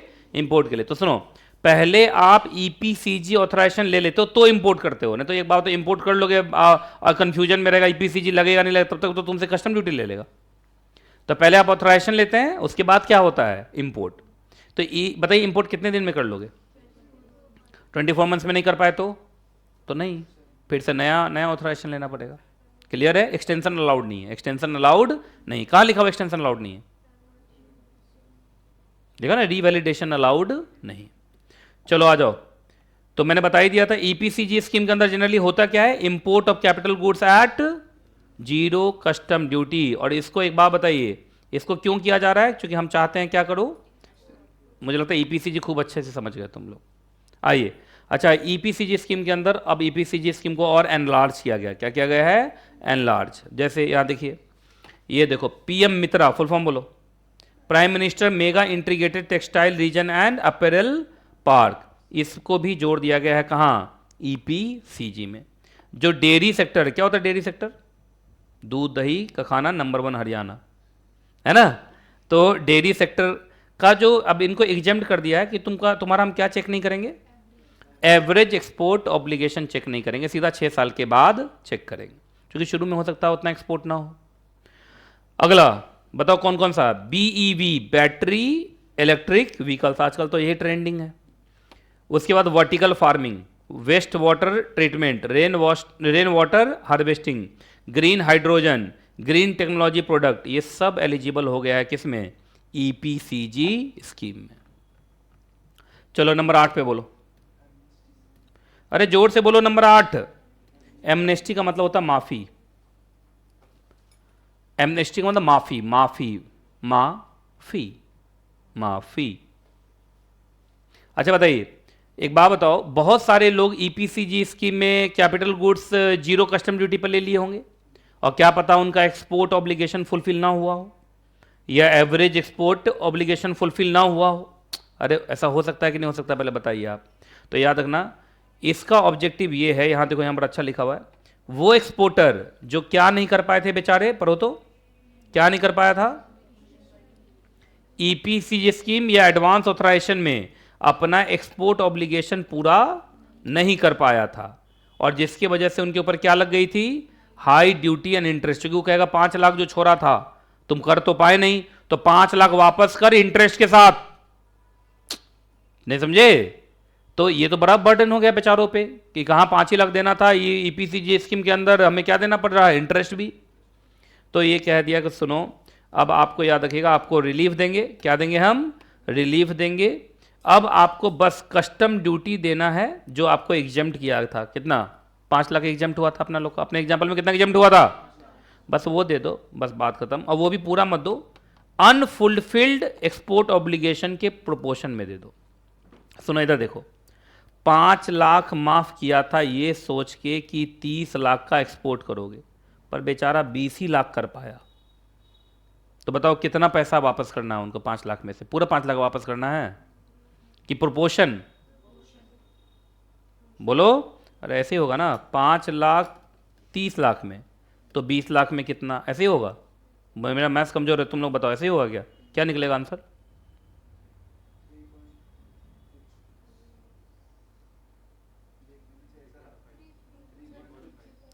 3 पॉइंट का 3 पॉइंट के बाद आप निकालिए, जल्दी निकाल के बताओ। 3 पॉइंट क्या? 3.5 आ रहा पक्का? निकालो कैल्सी, कैल्सी तुम लोग के भाषा में कैल्सी निकालो। 3.3। तो पूरा 5 लाख वापस करना है या 3.5 लाख ही वापस करना है उनको? मतलब 3.5 लाख भी वापस नहीं करना है? अरे 3.5 लाख एग्जेम्प्ट हो गया ना। अरे 30 लाख करते तो 5 लाख एग्जेम्प्ट हो जाता, तो 20 लाख की हो तो कितना एग्जेम्प्ट होगा? तो 3.3 लाख एग्जेम्प्ट होगा, तो वापस कितना करना है? बस बताओ 3 पॉइंट, बताओ कितना हो जाएगा? पॉइंट 5 में से घटा दो 3.3, 1.7 ही इनको वापस करना। क्या पता एग्जाम में क्वेश्चन आ जाए। एक एग्जाम्पल बना दूं इसका, बताओ बताओ जल्दी बताओ, कौन सा स्कीम है ये? एमनेस्टी स्कीम है ना। एमनेस्टी स्कीम के अंदर मान लीजिए, इधर सुनिए, हमने बोला था, इधर देखिए, हमने बोला था कि आपको 5 लाख मैं ड्यूटी फ्री कर रहा हूं। क्या कर रहा हूं? Duty free, subject to a condition कि आपका एक्सपोर्ट ऑब्लिगेशन कितना है? बताओ, एक्सपोर्ट ऑब्लिगेशन कितना है? 30 लाख, है ना। बट इन रियल हुआ क्या? बट इन रियल एक्सपोर्ट कितना कर पाए, एक्सपोर्ट ऑफ 20 लाख डन। अब बताइए, अब ये 5 लाख में से वापस होगा, है ना, तो एक्सपोर्टर नीड्स टू रिफंड, बताओ कितना। अब वही एग्जांपल लिखो, 5 डिवाइडेड बाय कितना था, 30 इंटू 20 कितना निकला, 3.3, और फिर ये दूसरा भी बनेगा ना, 5 minus 3.3 is equal to 1.7 lakh. ये हो गया आंसर, इतना आपको रिफंड करना पड़ेगा। अच्छा, उसमें भी इंटरेस्ट देने की जरूरत नहीं, ठीक है, जल्दी से उतारो।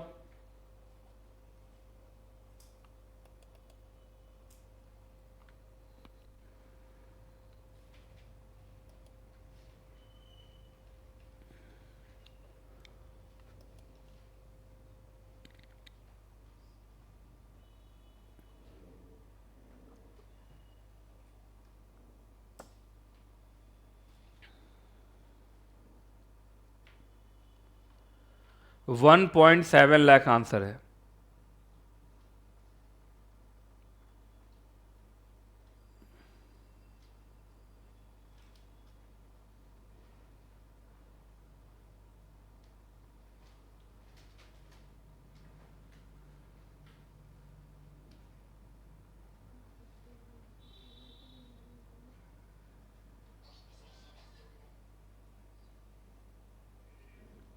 $1.7 लाख।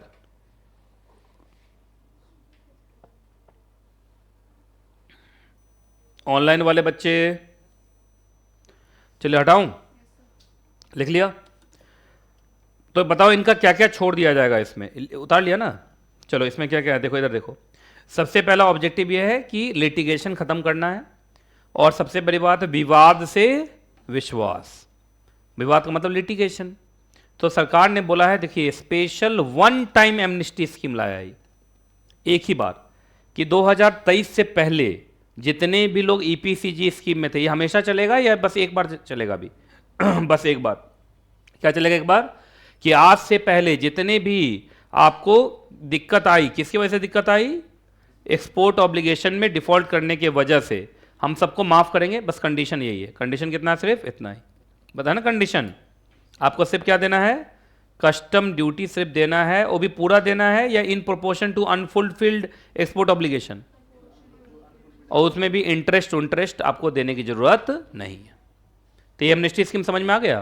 तो बताओ क्या क्या माफ हुआ, इंटरेस्ट माफ हो गया, वो भी पूरा 5 लाख वापस नहीं लिया, सिर्फ उतना ही लिया जो अनफुलफिल्ड रह गया। तो ये, लेकिन ये स्कीम हमेशा के लिए या एक बार के लिए, बस एक बार के लिए। तो देखो 8 था ना, 8 पढ़ा दिया मैंने, याद रहेगा। चलो अब अगला बोलो, बोलो जल्दी बोलो, जल्दी बोलो, जल्दी बोलो। Trade facilitation and ease of doing business पे शॉर्ट नोट आ सकता है, कितना आ सकता है, शॉर्ट नोट। अब बताओ इसमें कितने पॉइंट्स, देख के बताओ तो, जल्दी बताओ। इसमें कितने हैं, 9, तो इसमें 9, तो पीछे कितने थे, 8, इसमें कितने हैं, 9, 9 8 17, ठीक है। चलो जी अब शुरू करें। तो सबसे पहले बताइए, ट्रेड फैसिलिटेट करने के लिए और ईज ऑफ डूइंग बिजनेस के लिए, देखो ये ट्रेड फैसिलिटेट करने के लिए और ईज ऑफ डूइंग बिजनेस के लिए फॉलोइंग इनिशिएटिव्स लिए गए। क्या लिए गए, फॉलोइंग इनिशिएटिव्स लिए गए। एग्जाम में आ सकता है कि what are the initiatives taken by the government in order to trade facilitate and ease of doing business. तो आपको ये सब मिला कितने पॉइंट लिखने हैं, कितने हैं, 9 पॉइंट लिखने ठीक है का ये कुछ ज्यादा हो रहा है ना 5 नंबर का। कभी कभी ये 9 में से कोई एक उठा के पूछ सकते हैं, और कभी कभी ये 9 पूछ सकते हैं, ठीक है। तो चलो शुरू करें। सबसे पहला बताओ कौन बनाया गया, सर एनसीएलटी, एनसीएलटी है, एनसीटीएफ। हम लोग को तो हर जगह क्या नजर आता है, एनसी समझ में आ गया तो एनसीएलटी समझ में आता है। तो एनसीटीएफ फुल फॉर्म बोलो, नेशनल कमेटी बनाई गई ऑन ट्रेड फैसिलिटेशन, है ना। सरकार को कुछ दिखाई नहीं देता था, कुछ वो कमेटी बना दो, क्या बना दो, कमेटी। तो लोग कमेटी बना दिया गया। और ये क्या है, इंटर मिनिस्ट्रियल बॉडी। अच्छा, इंटर मिनिस्ट्रियल का मतलब एक ही मंत्रालय के लोग होंगे या बहुत सारे मंत्रालय के, मोर देन वन मंत्रालय बिकम्स इंटर मिनिस्ट्रियल। क्योंकि देखिए सिर्फ एक मंत्रालय से काम नहीं होगा ये। Trade ministry of corporate affairs एकदम इज्जत नहीं दे रहा है, और इधर से वो बोल रहा है कॉमर्स इंडस्ट्री इज्जत दो, ये दोनों आपस में मंत्रालय लड़ गया तो कैसे काम चलेगा? तो ये लोग आपस में बैठेंगे तब ना। चलो बताओ इन लोग का क्या क्या, इनके 4 पिलर हैं, चारों पिलर का नाम बोलो, बोलो 4 pillar. Transparency, technology, simplification of procedure and risk based assessment and infrastructure augmentation. Augmentation का मतलब बढ़ावा देना। बोलो 4 चीजें इन दिमाग में रखते हैं, बोलो क्या क्या? ट्रांसपेरेंसी रहे, टेक्नोलॉजी का खूब इस्तेमाल हो, प्रोसीजर को क्या करें, सिंप्लीफाई करें, और उसके बाद इंफ्रास्ट्रक्चर को बढ़ावा दे। ये लोग जो एक्शन प्लान बनाते हैं इनका क्या ऑब्जेक्टिव होता है? इनका ऑब्जेक्टिव होता है कि ट्रांजैक्शन कॉस्ट घटे, टाइम बचे, है ना, कार्गो रिलीज टाइम में क्या किया जाए, रिडक्शन किया जाए, पेपरलेस रेगुलेटरी इन्वायरमेंट बनाया जाए, इसका मतलब ऑनलाइन हो गया, और ऐसा लीगल रिजिम बनाया जाए जो ट्रांसपेरेंट हो और प्रेडिक्टेबल हो, और इंप्रूव्ड इन्वेस्टमेंट क्लाइमेट बनाया जाए थ्रू बेटर इंफ्रास्ट्रक्चर की बाहर से और लोग आएं और भारत में क्या करें, इन्वेस्ट करें। सेकंड, डीजीएफटी को क्या बना दिया गया है, facilitator of export and import, है ना। तो डीजीएफटी का यही काम है, डीजीएफटी पता है ना, रेगुलेटर है, उसका काम है इंपोर्ट एंड एक्सपोर्ट को फैसिलिटेट करना और दिमाग में क्या रखना है, एक्सपोर्ट को बढ़ावा देना है। आइए अगला, जो एक्सपोर्ट कंसाइनमेंट होंगे क्या उसको रोक रोक के भेजा जाएगा या फ्री पासेज? फ्री पासेज का मतलब उसको रोका नहीं जाएगा। क्लियर है कि नहीं क्लियर है? क्लियर है। अच्छा अगर लेकिन डाउट है तो, मान लो अगर डाउट हो गया अथॉरिटीज को तो भी जाने देगा नहीं, तो बस अंडरटेकिंग लेके आपको जाने देगा। कहा देखो मैं जाने तो दे रहा हूं, एक्सपोर्ट को तुम रोक नहीं सकते, लेकिन तुम यहां पर लिखो कि बाद में जब चेकिंग वेकिंग होगा और कुछ भी गलत पकड़ा है तो तुम लाइबल होगे। चूंकि हमें शक हो गया और शक पर साइन करो कि हमें शक हुआ है और तुम्हारे सामने हुआ और साइन करो। हाँ तो लेकिन जनरली वो रोकेंगे नहीं, फ्री पासेस देंगे। क्या देंगे? और देखिए ना, और गजब, जो भी एक्सपोर्ट रिलेटेड स्टॉक है उसको सीज भी नहीं करेंगे, क्योंकि एक्सपोर्ट से जुड़े हुए जो भी चीजें हैं वो भारत के बाहर जाना है, भारत में तो रहना नहीं है। कहा सर ऐसे में तो मालूम चला ये लोग स्मगलिंग करेगा, मालूम चला बंदूक बंदूक भेज रहा भारत के बाहर, है कि नहीं, कट्टा उट्टा भेज रहा भारत के बाहर, कहा एक्सपोर्ट के लिए मत सीज कर, नहीं ऐसा नहीं है। जनरली वो आपको मैन्युफैक्चरिंग एक्टिविटी है, डिलीवरी शेड्यूल सब है, इसकी वजह से वो बीच में रोकते नहीं है। लेकिन अगर एक्सेप्शनल केसेस है, देखा बंदूक बंदूक जा रहा है, बम बम जा रहा है, तब तो सीज करेगा ना भाई, सीज करेगा। अगर उसको लगता है कि शुरुआत में बहुत भयंकर इरेगुलरिटी है तब, और वो भी याद रखना कितने दिन तक करेगा, सिर्फ 7 दिन। 7 दिन के बाद उनको छोड़ना पड़ेगा। अच्छा 7 दिन के अंदर उनको पक्का सबूत मिल गया तब तो रोक लेगा, लेकिन 7 दिन में अगर पक्का सबूत नहीं पेश कर पाए तो उनको छोड़ना पड़ेगा। तो क्या इनका सीजर आसान है या मुश्किल है? बहुत मुश्किल है, सीज जल्दी से होता नहीं है। चलिए अगला बोलो। पेरिशेबल का मतलब क्या होता है? जो जल्दी सड़ जाएगा, तो उसको भी इन लोगों ने बोल दिया सिंगल विंडो सिस्टम। नहीं तो क्या होता मालूम चला, यहां से लीची भेजना है, क्या भेजना है, लीची। आकाश 17 डिपार्टमेंट से अप्रूवल लीजिए, 17वां डिपार्टमेंट से अप्रूवल लेने में अगला सीजन लीची का आ गया। अब पुराना वाला लीची सड़ के क्या बन गया, लीची ड्रिंक बन गया ना। तो ये गलत बात है, गलत बात है पहले बताइए। तो क्या ये लोग ट्रांजैक्शन एंड हैंडलिंग कॉस्ट को रिड्यूस करने के लिए सिंगल विंडो सिस्टम बना दिए, एक ही जगह अप्रूवल लीजिए भेजिए। बोलो अगला कौन है, निर्यात बंधु। कौन है? निर्यात। निर्यात का मतलब एक्सपोर्ट, है ना। तो सुनिए इसमें क्या किया जाएगा, आपको जो भी बेचारे एक्सपोर्टर्स हैं, खासकर जो नए एक्सपोर्टर्स हैं, इनको काउंसलिंग किया जाएगा, ट्रेनिंग दिया जाएगा, प्रोग्राम्स में बुलाया जाएगा, इंडस्ट्री पार्टनर्स को, नॉलेज पार्टनर्स, डिस्ट्रिक्ट में बताया था एक्सपोर्ट हब बनाया जाएगा, इन लोग को बुला बुला के ट्रेनिंग दे दे के इनको एक अच्छा एक्सपोर्टर बनाया जाएगा। तो वो सरकार के लिए हो गया निर्यात बंधु। क्या हो गया? निर्यात बंधु। जितना प्यार से ये लोग लिखा है, इतना प्यार करता है ये लोग। जितना भी सरकारी ऑफिसर सब होता है वो तो सबको चोरी समझता है, नहीं। चलिए आगे अगला, डीजीएफटी को क्या कहा गया है, अपना कंज्यूमर पोर्टल क्या रखो, ऑनलाइन। एक्ट चाहिए आपको, रूल चाहिए, पॉलिसी चाहिए, प्रोसीजर चाहिए, उसके लिए डीजीएफटी के ऑफिस जाने की जरूरत नहीं है। कहां से मिल जाएगा, बोलो बोलो कहां से मिल जाएगा, वेबसाइट से मिल जाएगा। ये काम ही नहीं कर रहा, नहीं तो काम नहीं कर रहा ना काम।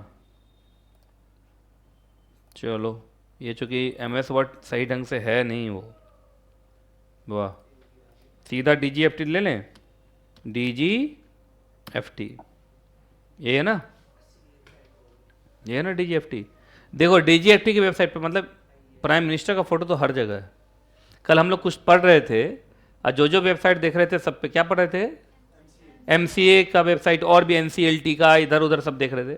ये देखो सबसे पहले फॉरेन ट्रेड पॉलिसी 2023 चमकता हुआ आ रहा है, देखिए, है ना, देखिए ना, फॉरेन ट्रेड पॉलिसी 2023। उसके बाद क्या आ रहा है, IEC। अभी सब देखेंगे हम, सब कुछ ऑनलाइन हो गया। देखो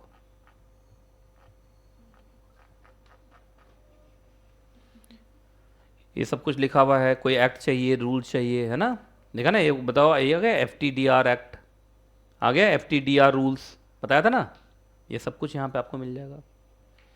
चलिए जी, अब आओ, अब इसके बाद IEC, अभी तुमने देखा था IEC, इसके वेबसाइट पर था ये second, IEC importer exporter code, अभी मैं बताऊंगा उसके बारे में। वो भी अब क्या कर दिया गया है, ऑनलाइन। क्या कर दिया गया है, ऑनलाइन। कैसे पता चला, EIEC क्या है, वर्ड है, हाँ, इंपोर्टर एक्सपोर्टर कोड, और ये हो गया ई का मतलब इलेक्ट्रॉनिक, ऑनलाइन मिल जाएगा। क्या मिल जाएगा, ऑनलाइन। उसके बाद DGFT के अंदर सब कुछ पेपरलेस हो गया, कॉन्टैक्टलेस हो गया, ट्रांसपेरेंट हो गया। 24/7 आपको हेल्प डेस्क फैसिलिटी मिलेगा, जिसमें जहां पे कोई फ़ोन उठाएगा ही नहीं। अरे फ़ोन उठाएगा मतलब, है कि नहीं, ज़्यादातर इन लोग के हेल्प डेस्क पे कोई फ़ोन उठाता ही नहीं है। चलिए सब मिला कितने थे बताओ, 9 थे, 9 कंप्लीट हो गया। चलो अब कुछ और पढ़ते हैं। जिनके पास बुक है जरा बताओ कितना पेज बचा आप। अरे भाई कुछ ज़्यादा ही पेज उलट रहा है यार।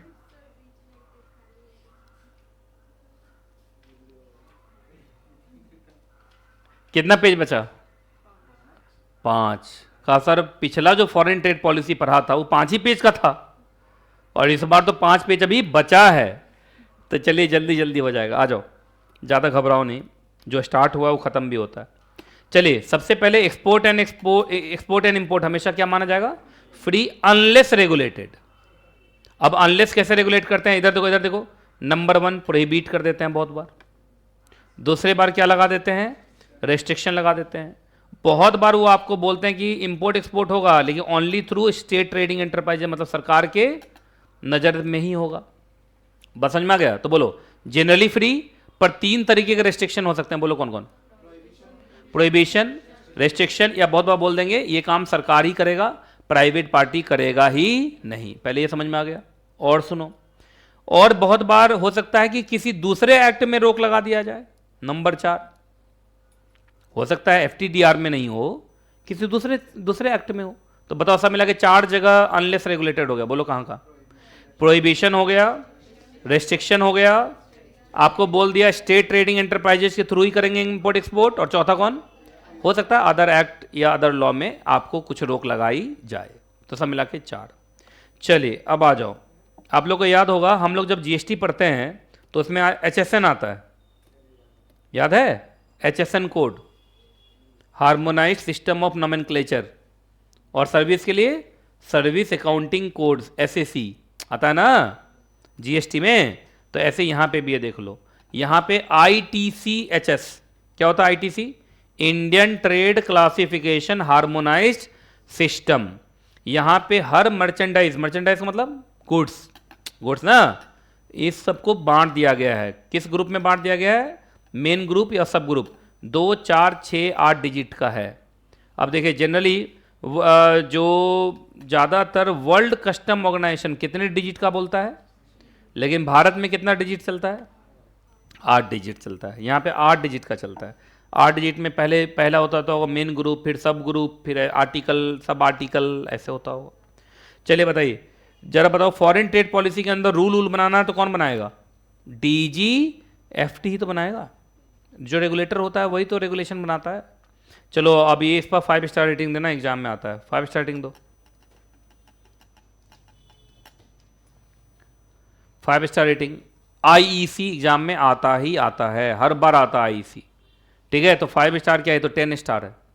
आ जाइए, जैसे एक बात बताइए, कंपनीज बनती हैं तो SIN नंबर होता है, इनकम टैक्स एक्ट में पैन नंबर होता है, GST में GSTIN होता है, ऐसे ही इंपोर्टर एक्सपोर्टर कोड होता है, IEC कोड। अगर आप भारत में इंपोर्ट एक्सपोर्ट करना चाहते हैं तो आपको 10 कैरेक्टर अल्फा न्यूमेरिकल, मतलब तो अल्फा न्यूमेरिकल मतलब कुछ अल्फाबेट्स होंगे, कुछ नंबर्स भी होंगे, आपको आईईसी लेना पड़ेगा। कोई भी एक्सपोर्टर, अगर आप भारत में क्या करना चाहते हैं, इंपोर्ट एक्सपोर्ट का एक्टिविटी करना चाहते हैं तो क्या ये एक यूनिक आइडेंटिटी नंबर है? यस। और इसको किससे जोड़ दिया गया है? पैन नंबर से जोड़ दिया गया है। आपको मिलेगा कहां से? डीजीएफटी के ऑफिस से मिलेगा। क्या डीजीएफटी ऑफिस से लेना सब कुछ ऑनलाइन प्रोसेस ही है? यस। और अगर आपके पास डिजिटल सिग्नेचर है तब तो आप शुरू से अंत तक सारी चीजें क्या कर सकते हैं? ऑनलाइन। लेकिन अगर आपके पास डिजिटल सिग्नेचर नहीं है तो एक समय ऐसा आएगा कि आपको एक बार फोटो स्टेट निकाल के फिर साइन करके फिर उसको अपलोड करना पड़ेगा। लेकिन अगर आपके पास डिजिटल सिग्नेचर है तो शुरू से अंत तक का सारा प्रोसेस क्या हो जाएगा? ऑनलाइन। और यहां पर देखिए जनरल रूल यही है, no export without IEC, no import without IEC. IEC के बिना ना आप भारत में एक्सपोर्ट कर सकते ना ही इंपोर्ट कर सकते। लेकिन उसका एक्सेप्शन है। उसका क्या है? एक्सेप्शन है। ये बताइए क्या लिखा हुआ है यहां पर पढ़ो। The following categories of importer exporter are exempt from obtaining IEC. अब इसको याद करना है। इंपोर्टर कवर्ड है by clause 3 sub clause 1। Importer covered है by clause 3 sub clause 2 of foreign trade exemption from application of rule in certain cases order 1993। ये तो तुम लोग को पुराना एफटीपी जो पढ़ाया था वहां भी था। दूसरा, जो सरकार है, सरकार का जो मिनिस्ट्री डिपार्टमेंट है वो भी आपका क्या है? एग्जेम्प्टेड है। और उसके बाद पर्सनल यूज के लिए कुछ लेके आ रहे हैं तो या लेके जा रहे हैं तो वो भी एग्जेम्प्टेड है। उसके लिए आईईसी की जरूरत नहीं है। अब जैसे मैं फॉरेन टूर पे आता हूं तो कोई सामान लाने के लिए आईईसी लेके जाऊंगा? तो फिर तो 3 जगह एग्जेम्प्टेड है। 3 जगह क्या है? एग्जेम्प्टेड। आईईसी नहीं चलेगा तो भी काम चलेगा। चलो आ जाओ जल्दी बोलो, अभी तो तुम लोगों को पढ़ाया हुआ कस्टम में। बताइए एक्सपोर्ट के लिए कौन कौन सा मैंडेटरी डॉक्यूमेंट है? तो bill of lighting, airway bill, commercial invoice, packing list, shipping bill, bill of export. Import के लिए क्या क्या चाहिए? Bill of lighting, airway bill, commercial invoice, packing list और बस बिल ऑफ एक्सपोर्ट के जगह बिल ऑफ एंट्री। ये सब पढ़ाया था तुम लोग कस्टम में। चलिए हेडिंग बोलो, बोलते चलो जल्दी से। याद रखना जितने भी एक्सपोर्ट कॉन्ट्रैक्ट करोगे, जितने भी एक्सपोर्ट इनवॉइसेस बनाओगे, उसमें जो मनी लिखोगे या तो वो फ्री कन्वर्टेबल करेंसी होगा या वो इंडियन रुपीस होगा। ठीक है? मतलब एक्सपोर्ट को अच्छा ये समझते हो, फ्रीली कन्वर्टेबल करेंसी। आपको बताया था ना, जैसे डॉलर है वो फ्रीली कन्वर्टेबल है, पूरे वर्ल्ड में हर जगह कन्वर्ट हो जाता है। लेकिन हो सकता है कि जो पाकिस्तान का रुपया हो या नेपाल का जो रुपया हो वो फ्रीली कन्वर्टेबल नहीं है। इवन इंडियन रुपीस भी फ्रीली कन्वर्टेबल नहीं, मालूम है ना आपको? पूरे वर्ल्ड में कन्वर्ट नहीं होता है। जैसे इंडियन रुपीस लेके तुम कैसे ऐसे कि जैसे मालूम चलो तुम ऐसे कंट्री में चले गए जहाँ इंडिया को कोई जानता ही नहीं, तो फिर मुश्किल नहीं हो जाएगा। पर डॉलर को तो सब जानता है। तो या तो फ्रीली कन्वर्टेबल करेंसी हो या वो इंडियन रुपीस हो। लेकिन एक्सपोर्ट प्रोसीड तो मुझे किस में चाहिए? अरे एक्सपोर्ट प्रोसीड भी इंडियन रुपी में ले लेगा तो फायदा कहाँ हुआ एक्सपोर्ट से? एक्सपोर्ट प्रोसीड तो मुझे किस में चाहिए? Only in free convertible currency. Contract में लिख सकते हैं दोनों, इंडियन रुपीस भी लिख सकते हैं और फ्रीली कन्वर्टेबल करेंसी भी लिख सकते हैं। लेकिन जब पैसा लाओगे, एक्सपोर्ट करके जब पैसा लाओगे तो वो तो किस में होना चाहिए? फ्रीली कन्वर्टेबल करेंसी में ही होना चाहिए। पहले ये बात समझ में आई कि नहीं आई पहले बताओ। चलो अगला, इसका मतलब इंडियन रुपीस नहीं लेंगे वो, बोलो। वो इंडियन रुपीस नहीं लेंगे एक्सपोर्ट के नाम पर एक जगह ले लेंगे। बताओ कहां कहां ले लेंगे? एक्सपोर्ट प्रोसीड भी ले लेंगे रुपीस में। कब? जब याद रखिएगा जब वो पैसा कहां से आया है? Freely convertible vostro account. अब ये सब क्या होता है वोस्त्रो अकाउंट? अब याद करके छोड़ना भाई, नहीं तो वोस्त्रो के चक्कर में बाकी चैप्टर जाएगा। Of a non resident bank, मतलब वो इंडिया में सिचुएटेड नहीं है। वहां पे कौन सा अकाउंट खुलवाया था तुमने? वोस्त्रो अकाउंट खुलवाया था, उससे पैसा आया है ना? उससे क्या है? पैसा आया है। बस याद रखना वो नॉन रेजिडेंट बैंक किसी भी कंट्री में सिचुएटेड हो, लेकिन वो एशियन क्लियरिंग यूनियन वाली कंट्री में नहीं होना चाहिए, नेपाल और भूटान में होना नहीं चाहिए। तो 3 जगह नहीं होना चाहिए वो तुम्हारा वो नॉन रेजिडेंट बैंक। अच्छा, ये 3 जगह को छोड़ के किसी और कंट्री में वो बैंक है और उसका कौन सा अकाउंट है? वोस्त्रो अकाउंट है, उससे पैसा इंडियन रुपीस में आ रहा है तो चलेगा। बस इतना ही है, क्लियर है? और बाकी नेपाल, भूटान और एशियन क्लियरिंग यूनियन में है तो नहीं। चलो हेडिंग बोलो। अभी मैंने बताया था ना कि बहुत जगह रेस्ट्रिक्शन भी लगाया जा सकता है। क्या डीजीएफटी बाय एनआईओजी क्या बहुत बार इंपोर्ट और एक्सपोर्ट पर रेस्ट्रिक्शन लगा सकता है अगर उसको लगता है पब्लिक मोरल के खिलाफ जा रहा है, या हमारे human being, animal, plant life या हेल्थ के खिलाफ जाएगा, या किसी पेटेंट, ट्रेडमार्क, कॉपीराइट या डिसेप्टिव प्रैक्टिसेस होना है, इसलिए हमें लगता है कि उसको रोकना चाहिए, तो रोक देगा। अगला, national treasurer of artistic, historic और आर्कियोलॉजिकल वैल्यू। आपको मालूम यहाँ से कोई मूर्ति उर्ति ले जाने देता है भारत से? तब अच्छा, ऐसी चीज़ें जो ख़त्म होने वाली हैं, एग्जॉस्टिबल, बताओ तो कौन सी चीज़ एग्जॉस्टिबल है? मैंने सुना कोल, कोल शायद ख़त्म हो जाएगा। पता है आपको ये बात? कोल शायद, कोल ख़त्म हो जाता है कि कोल बन रहा है अभी भी? कोल तो ख़त्म हो जाएगा शायद। कोल को एग्जॉस्टिबल ही तो बोलते, बचपन में पढ़ते थे बायोलॉजी की, बायोलॉजी में या फिजिक्स में या किसी में एक चैप्टर होता था एग्जॉस्टिबल, नॉन एग्जॉस्टिबल रिसोर्सेस। किस में था? अच्छा, सोशल स्टडी में। ना बायोलॉजी में था ना फिजिक्स में था, कहाँ था? सोशल स्टडीज में था ना। एनर्जी नाम का चैप्टर या कुछ ऐसे ही होता था, renewable energy, non renewable energy, exhaustible resources, non exhaustible resources. Sir petrol भी एग्जॉस्टिबल ही है शायद, है? अच्छा, पहले हम बचपन में पढ़ता था फॉसिल से बनता है पेट्रोल, सुना होगा। फॉसिल का मतलब वो है कि गड्ढा खोद के उसके अंदर पेड़ पौधा रख दो तो गल के बाद में पेट्रोल बन जाता है, यही तो है फॉसिल। तो आज अगर हम गड्ढा खोद के रखें तो 100 साल के बाद पेट्रोल नहीं बन जाएगा वो। मैं टीचर से पूछा था, टीचर 2 थप्पड़ मार के मुझे चुप करा दिया था।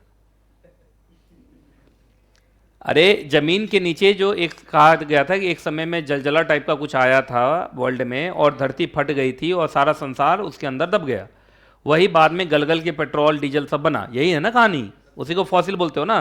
तो मेरा मन है कि आज अपने मतलब छत वत पे, मतलब घर में जमीन में कुछ 1-2 डाल दो पेड़ गाड़ के, तो 1-2 लीटर पेट्रोल नहीं मिल जाएगा 100 साल के बाद? नहीं, 100 साल में लिख के जाऊंगा कहीं पे, मेरा बाल बच्चा और पोता पोती सब जो होगा वो सब निकालेगा, है? नहीं होगा? हाँ, ये बड़ा अच्छा आंसर था, करके देख लो आप। चलो, आप भी अपना सेटिस्फाइड रहो, है ना, करके। लेकिन टीचर से मैंने पूछा तो टीचर ने नहीं बताया। पता नहीं तुम लोग नहीं पूछे थे क्या ये चीज़? क्या हम इतना घटिया क्वेश्चन नहीं पूछते? आइए अगला। और उसके बाद बताइए, arms, ammunition, implement of war, क्या ये सब आपको ले जाने देगा? मतलब ये सब, जैसे पाकिस्तान से बंदूक आ रहा भारत में, कहा अच्छा इंपोर्ट आने दे। चलो हेडिंग बोलो। एक बात बताइए, एक्सपोर्ट को बढ़ावा देना चाहते हैं, तो एक्सपोर्ट को आप बढ़ावा ना देना चाहते हैं तो बाहर के देश के लोग की नज़र में हमारा इमेज अच्छा होगा तब ना, तो ना वो हमसे खरीदेंगे तब एक्सपोर्ट माना जाएगा ना। नहीं समझे? तो एक बात बताइए, क्वालिटी कंप्लेंट्स अगर आते हैं या ट्रेड डिस्प्यूट होते हैं तो उसको छोड़ दोगे, खुद से सल्टो, या सरकार जल्दी से इसको खत्म करेगी जिससे इमेज खराब ना हो?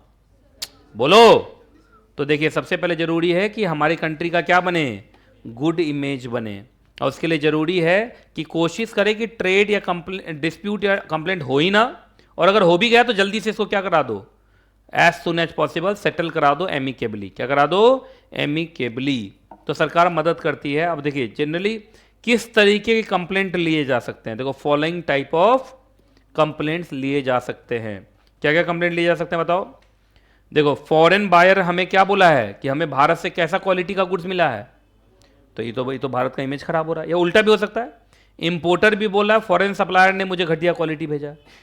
और सबसे ज़्यादा जो चलता है वो भारत में, वो ये चलता है, देखो, अनएथिकल कॉमर्शियल डीलिंग। जैसे पहले पैसा ले लिया, सप्लाई नहीं किया, या सप्लाई आधा किया या कम किया, जो गुड्स दिखाया था वो सप्लाई नहीं किया, डिलीवरी शेड्यूल के हिसाब से सप्लाई नहीं किया, तो ये क्या, ये सब सारे झगड़े आ सकते हैं यहाँ क्वालिटी कंप्लेंट्स वाले में? और क्या सरकार इसको जल्दी से जल्दी रिजॉल्व करेगी, रिजोल्यूशन में मदद देगी, जिससे कि हमारे देश का इमेज खराब ना हो? बोलो यस। अब आपको याद होगा स्टेटस होल्डर, मैंने बताया था, आगे बताऊंगा। आ गया ना स्टेटस होल्डर? बताइए स्टेटस होल्डर कौन होते हैं? ये ऐसे बिजनेस लीडर्स हैं जिन्होंने एक्सेलेंस अचीव किया है, किसमें? इंटरनेशनल ट्रेड में, और कंट्रीज के फॉरेन ट्रेड में इन्होंने काफ़ी कंट्रीब्यूट किया है। अब स्टेटस होल्डर कैसे बनता है, पहले नीचे देख लो। 1 स्टार आपको कब मिलेगा? जब आपने कितना $, मिलियन है ये, तो कितना, $3 मिलियन का एक्सपोर्ट किया है पिछले 3 साल में। कैसे पता चला पिछला 3 साल? बोलो बोलो जल्दी। करंट +2, अरे करंट +2 है ना, तो सब मिला कितना साल हो गया? 3 साल में चेक होगा। कितने साल में चेक होगा? 3 साल। 3 साल में अगर आपने कितना कर दिया, $3 मिलियन का एक्सपोर्ट परफॉर्मेंस दिखाया तो आप हो गए 1 स्टार। 15 $US मिलियन का दिखाया तो 2 स्टार। 50 का तो, 200 का तो, और 800 का तो बताइए, है ना? क्लियर है कि नहीं क्लियर है? अच्छा एक बात बताइए, अगर डीम्ड एक्सपोर्ट है तो क्या डीम्ड एक्सपोर्ट को भी यहां कंसीडर किया जाएगा? पहले बताइए। डीम्ड एक्सपोर्ट मतलब SEZ तो होगा ही। याद रखिएगा, वैल्यू ऑफ एक्सपोर्ट को किस में बदल देंगे? इंडियन रुपीज में बदल देंगे। और बताइए किसके रेट से? RBI के एक्सचेंज रेट से या SBI के एक्सचेंज रेट से? CBIC के। CBIC के। क्या है CBIC? Central board of indirect taxes and custom. और मैंने बता दिया था ना, आपका एक्सपोर्ट परफॉर्मेंस कितना का चेक होगा? पिछले 3 सालों का चेक होगा, मतलब पिछले 3 सालों का चेक होगा। 3 साल जोड़ के इतना निकलना चाहिए। चलो बताओ स्टेटस होल्डर को क्या क्या फायदा मिलता है, बोलो। सबसे पहला इनको सेल्फ, अच्छा ये यहां से गायब हो गया, देखो तुम्हारे बुक में है क्या, देखो तो। सेल्फ डिक्लेरेशन क्या है? सेल्फ डिक्लेरेशन बेसिस भी है या? हाँ बेसिस। सेल्फ डिक्लेरेशन बेसिस पर इनका कस्टम क्लियरेंस और ऑथराइजेशन हो जाएगा। मतलब ये जो बोलेंगे हम मान लेंगे, ये जो बोलेंगे हम मान लेंगे, इनका कोई ऑडिट होगा नहीं। दूसरा, जो बैंक गारंटी लाना पड़ता है कौन से स्कीम में? फॉरेन ट्रेड पॉलिसी की स्कीम्स के अंदर क्या लाना पड़ता है? Bank guarantee. वो इनको लाने की जरूरत नहीं। देख लो कितना फायदा है। अगला, 2 स्टार एंड अबव के लिए मात्र, ये वाला C वाला पॉइंट सबके लिए है या 2 स्टार एंड अबव? मतलब 1 स्टार वालों के लिए नहीं है। इसको एक्सपोर्ट वेयर हाउस बनाने का परमिशन मिल गया। ये क्या बना सकते हैं? अपना एक्सपोर्ट वेयर हाउस बना सकते हैं। तुम लोग कस्टम में पढ़ाया था, public bonded warehouse, private bonded warehouse, special warehouse बताया था। अगला, स्टेटस होल्डर को हमेशा जब भी इनकी हैंडलिंग होगी, जैसे पोर्ट पे हैंडलिंग हो रही है, तो इनको कौन सा ट्रीटमेंट मिलेगा? प्रेफरेंशियल ट्रीटमेंट और प्रायोरिटी मिलेगा, है ना? कि अरे भाई ये 5 स्टार वाले का है तो जल्दी इसको पहले क्लियर करो, बाद में सबको करो। और अगला बोल ही दिया, इनको सेल्फ सर्टिफाई ही करना है, इनको किसी से पूछने की जरूरत नहीं है। चलिए आगे आगे आगे। अब कितना पेज बचा भाई? जिनके पास बुक नहीं है वो पूछ रहा है। 2, मतलब ये सेकेंड लास्ट है, इसके बाद लास्ट। देखा, अब तो जग जाओ सब। कहा सर 2 बार सपना देख चुके हैं सर, है ना? एक सपना ये है कि ये जो आप पढ़ा रहे हैं ना, जो इतना थ्योरेटिकल है, यही एग्जाम में आया है, और ये सपना देखते हम उठ गए सर। आइए, एक्सपोर्ट क्रेडिट एजेंसी, एकदम नाम से लग रहा है, ये ऐसी एजेंसीज हैं जो एक्सपोर्ट करने के वक्त आपको क्या देंगे? क्रेडिट देंगे। ये ऐसी एजेंसीज हैं जो एक्सपोर्ट करते वक्त आपको क्या देंगे? क्रेडिट देंगे। तो सुनिए ये क्या होता है, जरा ध्यान से सुनिए। ये इसलिए बनाया जाता है जिससे एक्सपोर्ट को क्या मिले? बढ़ावा मिले। ये लोग क्या देते हैं? इंश्योरेंस, गारंटी, और बहुत बार आपको लोन भी देते हैं। डायरेक्ट लेंडिंग का मतलब लोन भी देते हैं, पर ये सबको देते हैं only to exporter, only to exporter. इसमें सबसे बड़ा नाम किसका है भारत में? ECGC, फुल फॉर्म बोलो। Export credit guarantee corporation of India limited. मतलब एक्सपोर्ट क्रेडिट गारंटी, आप एक्सपोर्ट करो, कोई लॉस होगा तो हम देख लेंगे, इस बात का इंश्योरेंस करते हैं। इस बात का क्या करते हैं? इंश्योरेंस। तो देखो लिखा ना, अगर पेमेंट फेलियर हो गया और भारतीयों को क्या हो जाएगा उससे? लॉस। बाहर वाले ने पेमेंट नहीं किया तो इंडिया वाले को लॉस नहीं हो गया, तो उस लॉस को ये कवर अप करेंगे थ्रू इंश्योरेंस, थ्रू इंश्योरेंस। या पॉलिटिकल रिस्क हो गया, जिस कंट्री के साथ हमारा क्या हो रहा था, बोलो, एक्सपोर्ट हो रहा था, उस कंट्री से झगड़ा शुरू हो गया। जैसे आजकल तुम्हारा टर्की से इंडिया का हिला हुआ है पूरा एकदम, नहीं मालूम आपको? जिसको तुर्की बोलते हैं, तुर्की भी बोलते हैं, यस, तुर्की, हम लोग टर्की बोल देते हैं इंग्लिश में। तो टर्की के साथ इंडिया का भी सुना होगा, बहुत मामला बिगड़ा हुआ है। इंडिया का अच्छा रिलेशन नहीं चल रहा है, बहुत खराब रिलेशन चल रहा है इंडिया के साथ उसका। और छोड़ो, इसके साथ भी, कनाडा के साथ, कनाडा नहीं, कनाडा के साथ भी बहुत हालत खराब है, सुन रहा है। तो बताओ, पॉलिटिकल रिस्क राइज हो जाए तो बेचारा जो एक्सपोर्टर है वो तो फंस गया, तो उसको कौन उसको रिस्क से बचाएगा, बोलो? बताओ, ECGC। एक्चुअली वो लोग हैं क्या? बेसिकली ECA हैं। क्या है वो? ECA। अच्छा, एक और ECA है, बताओ कौन? एक्जिम बैंक, नाम सुना है? Export import bank of India, नहीं सुना, export and import bank of India. E x से एक्सपोर्ट, आई से इंपोर्ट और बी से बैंक, हो गया ना एक्जिम बैंक। अरे एक्जिम एक्सपोर्ट इंपोर्ट बैंक, हो गया एक्जिम बैंक। इन लोगों को मालूम ही नहीं एक्जिम बैंक के बारे में। लिखो एक्जिम बैंक का फुल फॉर्म लिखो, लिखो export import bank, export import bank, export import bank. एक दूसरा ईसीए है जो काफी काम कर रहा है, तो ये भी एक तरीके का कौन है, ईसीए। तो दो ईसीए का नाम बोल दिया मैंने, बोलो कौन कौन, बोलो कौन कौन।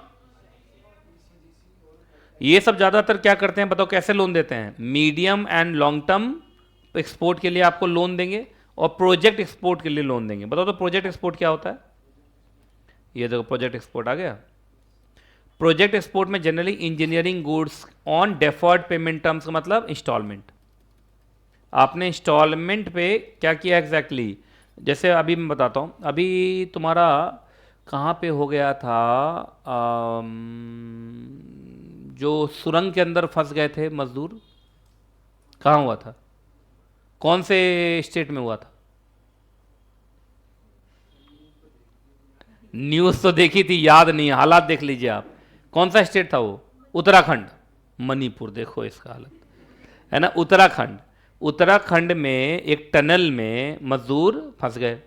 तो तुमने सुना होगा कि जो मशीन उशीन सब आया उसको निकालने के लिए, वो अमेरिका से आया, तो वो इंजीनियरिंग गुड्स नहीं आया। तो अमेरिका के हिसाब से वो कौन सा एक्सपोर्ट था? Project export. एक तरीके से एक प्रोजेक्ट था कि भाई उनको निकालना है। अच्छा सुनो, दिल्ली मेट्रो बनता है भारत में, बनता है ना। अच्छा हम लोग दिल्ली वाले को लोग एक आदत, दिल्ली मेट्रो बनता है, मेट्रो बनता है, दिल्ली मेट्रो नहीं है कि नहीं। तो जो मेट्रो बनता है जमीन के नीचे ही खुदाई करते हैं, तो उसके लिए मशीन आपको मालूम है भारत के बाहर से मंगवाया जाता है, जापान से भी बहुत कुछ आता है, सुना होगा। तो वो लोग क्या सोचते होंगे वहाँ से जो एक्सपोर्ट करते होंगे, क्या बोलते हो, नॉर्मल एक्सपोर्ट या प्रोजेक्ट एक्सपोर्ट? इसमें जनरली बड़े बड़े प्रोजेक्ट होते हैं, जैसे ट्रंकी प्रोजेक्ट। ट्रंकी प्रोजेक्ट का मतलब क्या होता है? बड़े बड़े प्रोजेक्ट्स। चलो हेडिंग बोलो, ड्यूटी एग्जेम्पशन या रेमिशन स्कीम। ड्यूटी जब बताइए इसमें क्या करते हैं ये लोग, आपको ड्यूटी फ्री इंपोर्ट कराएंगे, क्या चीज का, इनपुट। उस इनपुट का इस्तेमाल कहाँ होगा?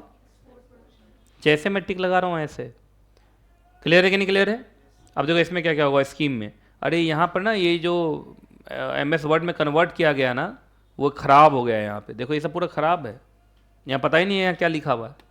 बताओ तो क्या लिखा हुआ है जिनके पास बुक है? PDF खोल दो, PDF खोल दो, हटाओ, ये तो बड़ा दुख दे रहा है। ऐसा लग रहा है फ्री वाला हमने कन्वर्ट कर लिया। अब खत्म ही हो जाए, चिंता क्यों कर रहा है, ऐसा चेहरा सब क्यों बना रहे हो? कुछ लोग तो पैर हाथ मार रहे हैं कि भाई इसके बाद हम लोग क्या पढ़ना है, GST ना, ई-वे बिल है ना, आज बड़ा मजा आएगा ई-वे बिल में। हैं? हाँ बीच में ब्रेक है, बीच में ब्रेक करके करेंगे। ई-वे बिल होगा ना आज।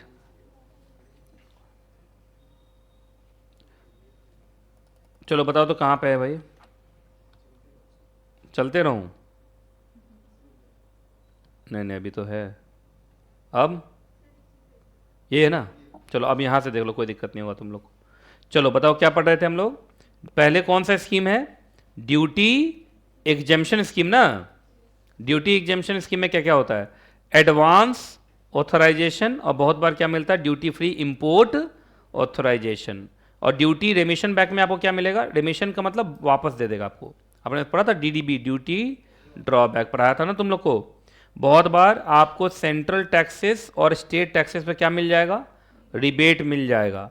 और बहुत बार जो एक्सपोर्टेड प्रोडक्ट्स होंगे उस पर जितनी भी ड्यूटीज एंड टैक्सेस आपने पे कर दिए होंगे उस पर क्या मिल जाएगा?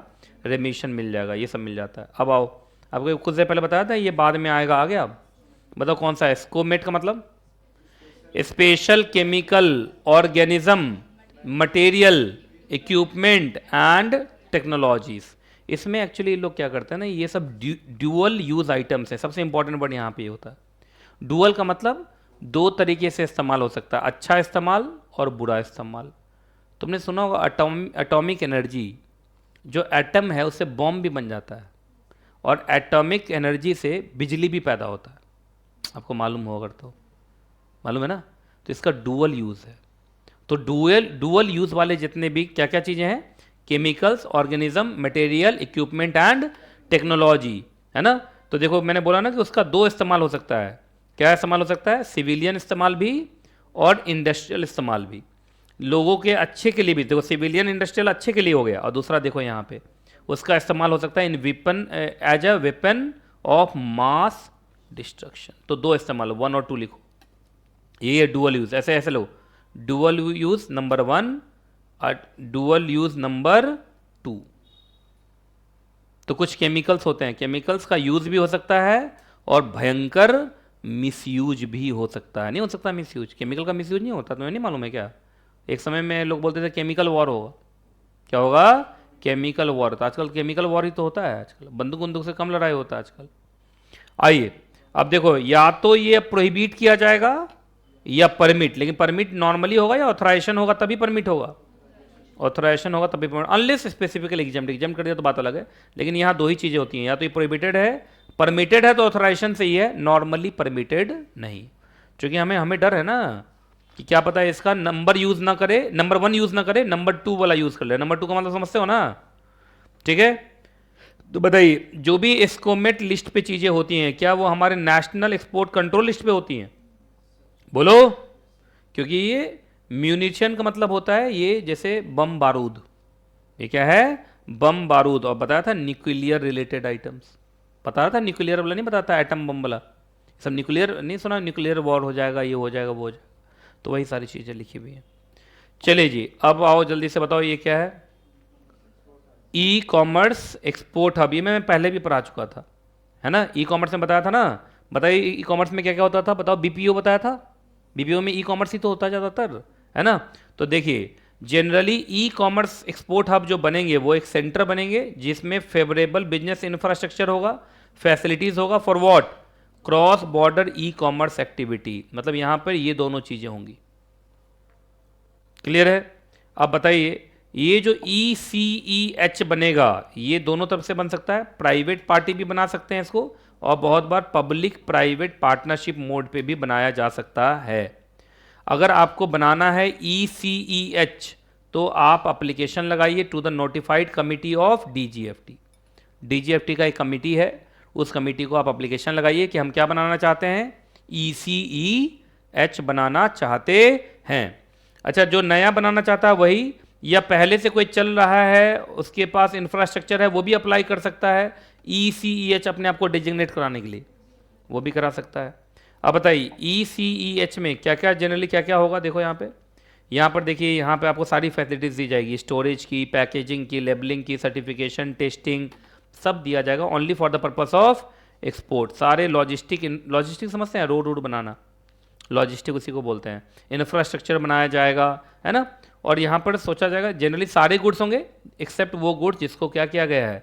प्रोहिबिट किया गया है, डिसअलाउड किया गया है, नहीं तो बाकी सारे गुड्स वहाँ पर हैंडल किए जा सकते हैं।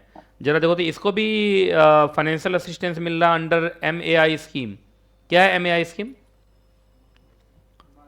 Market access initiative scheme. चलो अब आओ कुछ पढ़ाता हूं तुम्हें ये सब। EOU नाम से क्या लग रहा है? Export oriented units. क्या ये थोड़ा बहुत या एंटायर प्रोडक्शन का एक्सपोर्ट कर देते हैं? अब जैसे फॉर एग्जांपल ये देखो, EOU का मतलब एक्सपोर्ट ओरिएंटेड यूनिट्स, EHTP का मतलब electronic hardware technology park, STP का मतलब सॉफ्टवेयर टेक्नोलॉजी पार्क, BTP का मतलब बायोटेक्नोलॉजी पार्क। इन सब जगह से जितने भी गुड्स बनते हैं वो सीधा क्या होते हैं? एक्सपोर्ट होते हैं। तो ये बढ़ावा दिया जा रहा है कि भारत में ज़्यादा ज़्यादा EOU बने, ESTP ज़्यादा बने, STP ज़्यादा बने, BTP ज़्यादा बने, जिससे भारत का क्या बढ़ेगा? फॉरेन एक्सचेंज अर्निंग बढ़ेगा, एम्प्लॉयमेंट जनरेशन होगा, एक्सपोर्ट प्रोडक्शन बढ़ेगा, इन्वेस्टमेंट आएगा, एक्सपोर्ट बढ़ेगा, है ना। तो ये सारे के सारे भी चीज़ें हैं जो एक्सपोर्ट को बढ़ावा देते हैं। तो इसी के साथ ये चैप्टर हो गया KHATAM खत्म। लगभग 2 घंटे पूरे लग गए आराम से इस पे, है ना। चलो, तो wishing you all the best कि आपका एग्जाम अच्छा हो और इस चैप्टर से क्वेश्चन वो आए जो आपने याद किया हो। ये इंपॉर्टेंट है ना।